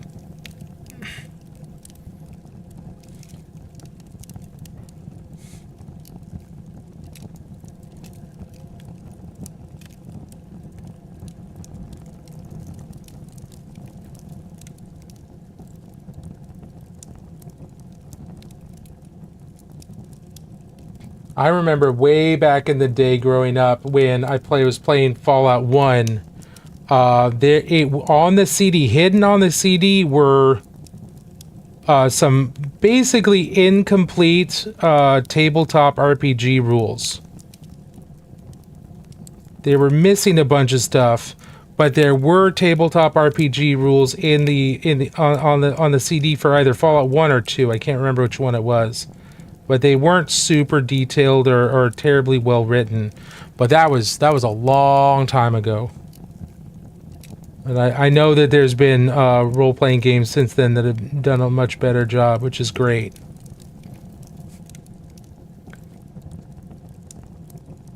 We need to make that blue a little bigger.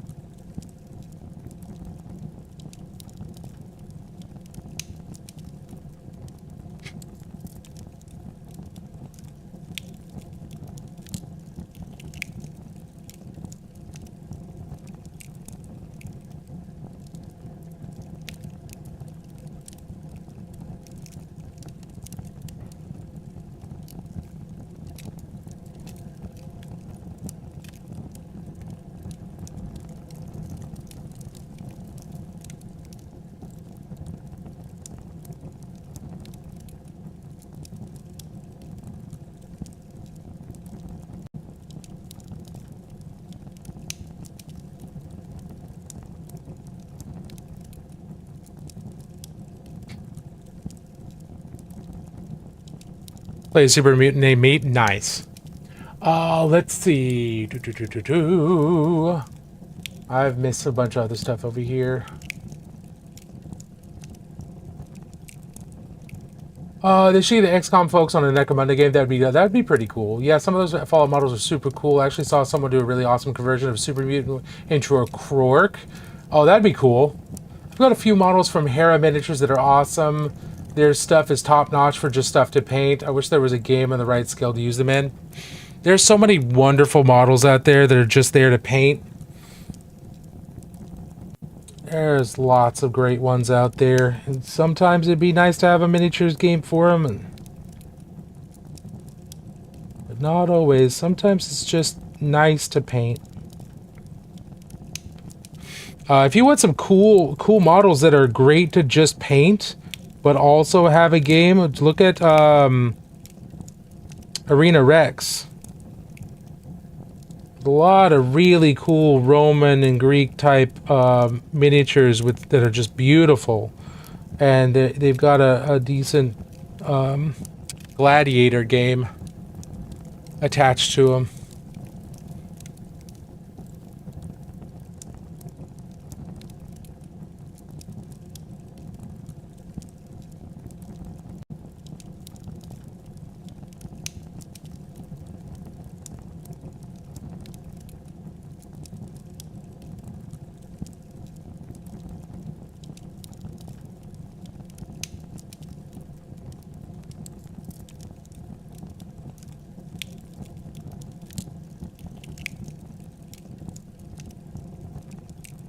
Okay.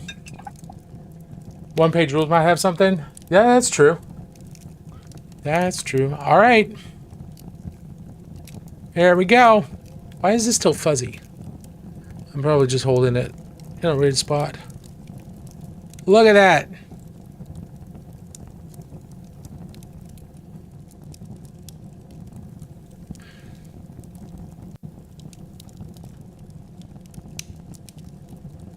I don't think I'm missing anything other than his chapter symbol, which I'm done. I don't want to do anymore. Yeah, okay, I'm getting set up. Okay, Jinx, just let me know. We'll pop over there.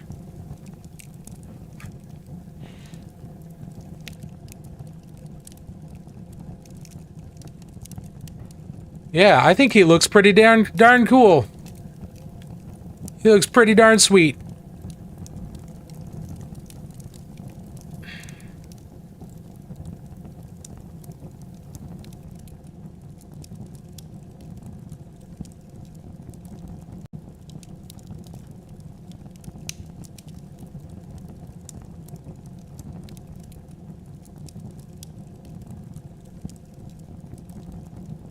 All right, so what we're going to do now is I'm going to varnish. Now, I'm weird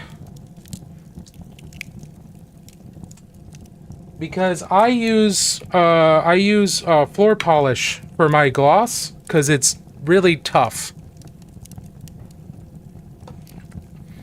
Right now I am using either Future or I'm using Quick Shine.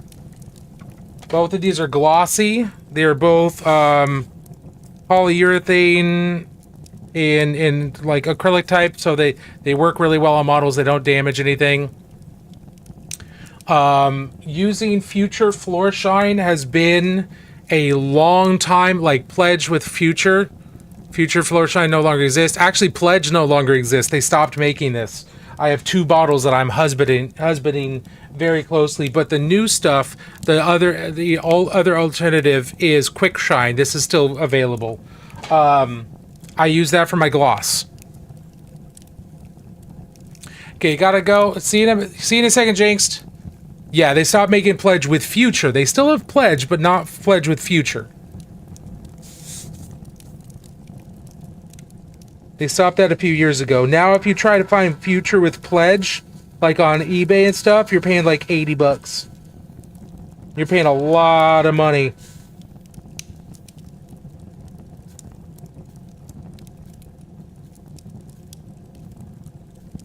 Now, the nice thing about this is that it just flows. It just flows straight through the airbrush, no problem. And it's fairly quick drying. We're just going to let that go. I'm just going to hit it with some air.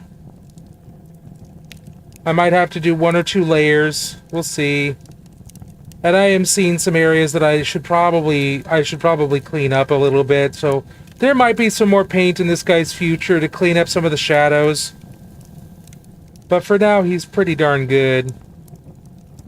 Pretty darn set. And there, it's pretty much dry to the touch now, but you can see how shiny he is.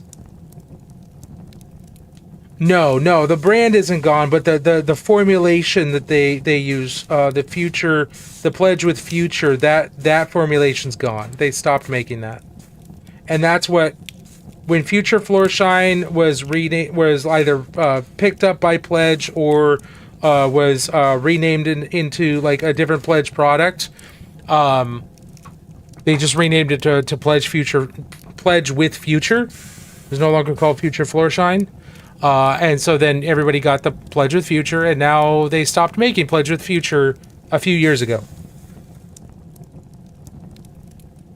But now this Quick Shine is kind of taking place of it. Now it's not exactly the same. There are some things about it that's not quite right. It confuses some people or concerns them. Like it is cloudy when you put it on, but when you spray it and when it dries, it is perfectly clear. Whereas Pledge is clear the entire time. So that also people use Pledge for tinting canopies and as a cover for decals. And Quick Shine dries a little bit slower, so I don't think it works as well for those purposes. However, a lot of people have made washes, like dip washes, out of Future because it's got a lot of surfactant in it, and I think Quick Shine still works for that pretty well. I don't use it for that because I don't usually use washes a lot, but I haven't tried it. But now we wait for that to dry, so it's all shiny. And then I don't have any fancy tricks for matte varnish. I have some matte varnishes that I try. I am very much enjoying Army Painter's matte varnish, but I am also currently playing around with Viho's Ultra Matte polyurethane varnish. It is a little satin. It's a little satin, but if you spray it from a little far away, the satin drops down a little bit. So this is not dead flat, and dead flat is okay. I don't really like dead flat. I want a little bit there, so like the Ultra Mattes are not quite my favorite. Now, one thing to keep in mind is matte varnishes are not as strong. They're not as durable as gloss varnishes because of the surface texture. The reason a matte varnish is matte is because the surface is fuzzy. And it's clear, but it's fuzzy, and that diffracts the light. It diffuses the light. Whereas a gloss varnish is shiny because it's got a hard, smoother outer shell, which makes it stronger. So now I'm going to hit this with this matte varnish. And I am staying a little farther away. And I'm just going to do the front here real quick, just so you have an idea of what the front looks like versus the back after the varnish has dried. I'm going to hit this with some air to make sure it dries. Okay, so there's the front. You see, it's not shiny. And still here's the black. See how shiny that is? And then I go to the front, not shiny at all. So it's pretty darn good. It's pretty matte. Now I am being light, and I'm spraying from farther away because I don't want to flood the model with damp or wet varnish, even though it's supposed to be matte.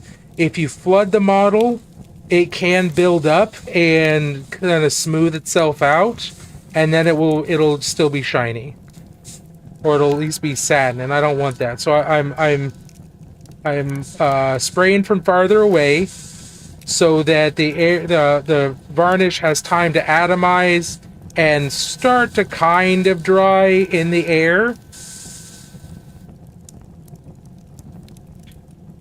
That way, when it hits the model, it's not going to start to pool up. It'll start creating that fuzzy end result, which is what we want for a matte finish, or a more matte finish. Now, look at the back here. Not shiny at all. So it's gloss coated and then matte varnished. And the matte varnish is more of a surface treatment than anything else. Just keep that in mind as well. Matte varnish is a surface treatment. It's not as strong as a gloss varnish, which is why I do both. So that gloss varnish will actually protect the model, whereas the matte varnish gives me the finish that I want.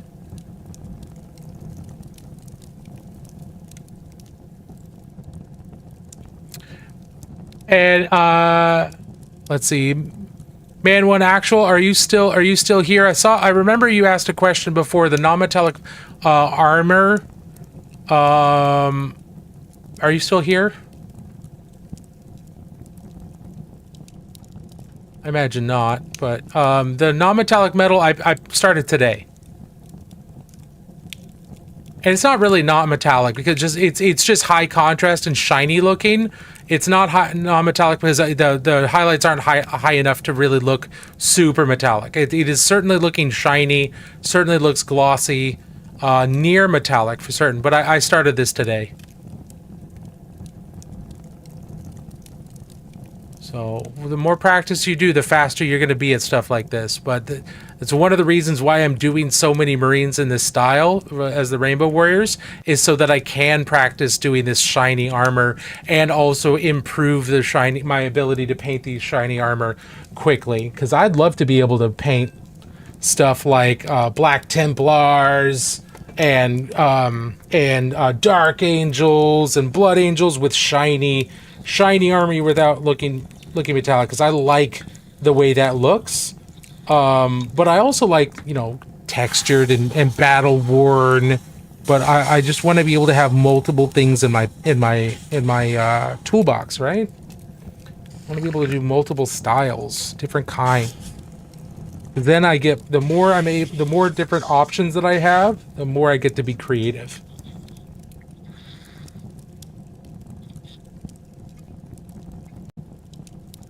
So I'm just cleaning out my airbrush here, and then we'll go see if Jinxed is on or not. I brush my varnishes on, but I'm also usually using multiple different varnishes on a miniature for different surface finishes and different parts. No, that makes absolute sense. Yeah, if that fits your goals for what you want your finish to look like, 100%.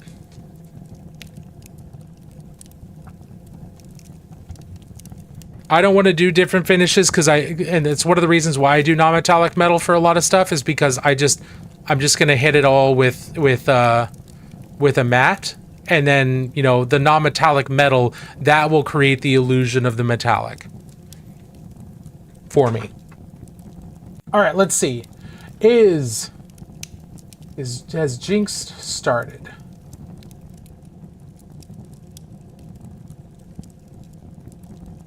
Yes. So we're gonna go grab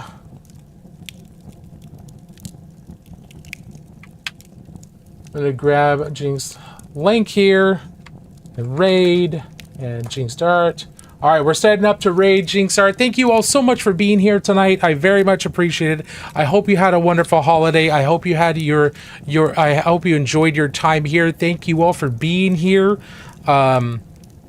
We should be back on Tuesday, and we'll probably be back to painting this guy. I just wanted a break. I wanted to paint Rainbow Warrior on stream and talk about that. But we'll probably be back to painting this guy and getting him farther along. This guy's from Ravaged Stars, a game by Mini Wargaming. Not sponsored, but a friend handed me this and wanted me to paint it up. So we're having fun with that. It's a highly detailed, beautiful model. But I wanted to do something else tonight, so we'll probably be back to that on Tuesday. We'll see what we do. I'm gonna quickly finish up the last couple things I saw on this in the last minute, and then hopefully get some pictures up to Instagram and over on TikTok. So have a wonderful rest of your night. Do the thing that keeps you sane this weekend, whatever that is. Take care of your mental health. And until next time, remember that painting is good for the soul. Have a good night, everybody.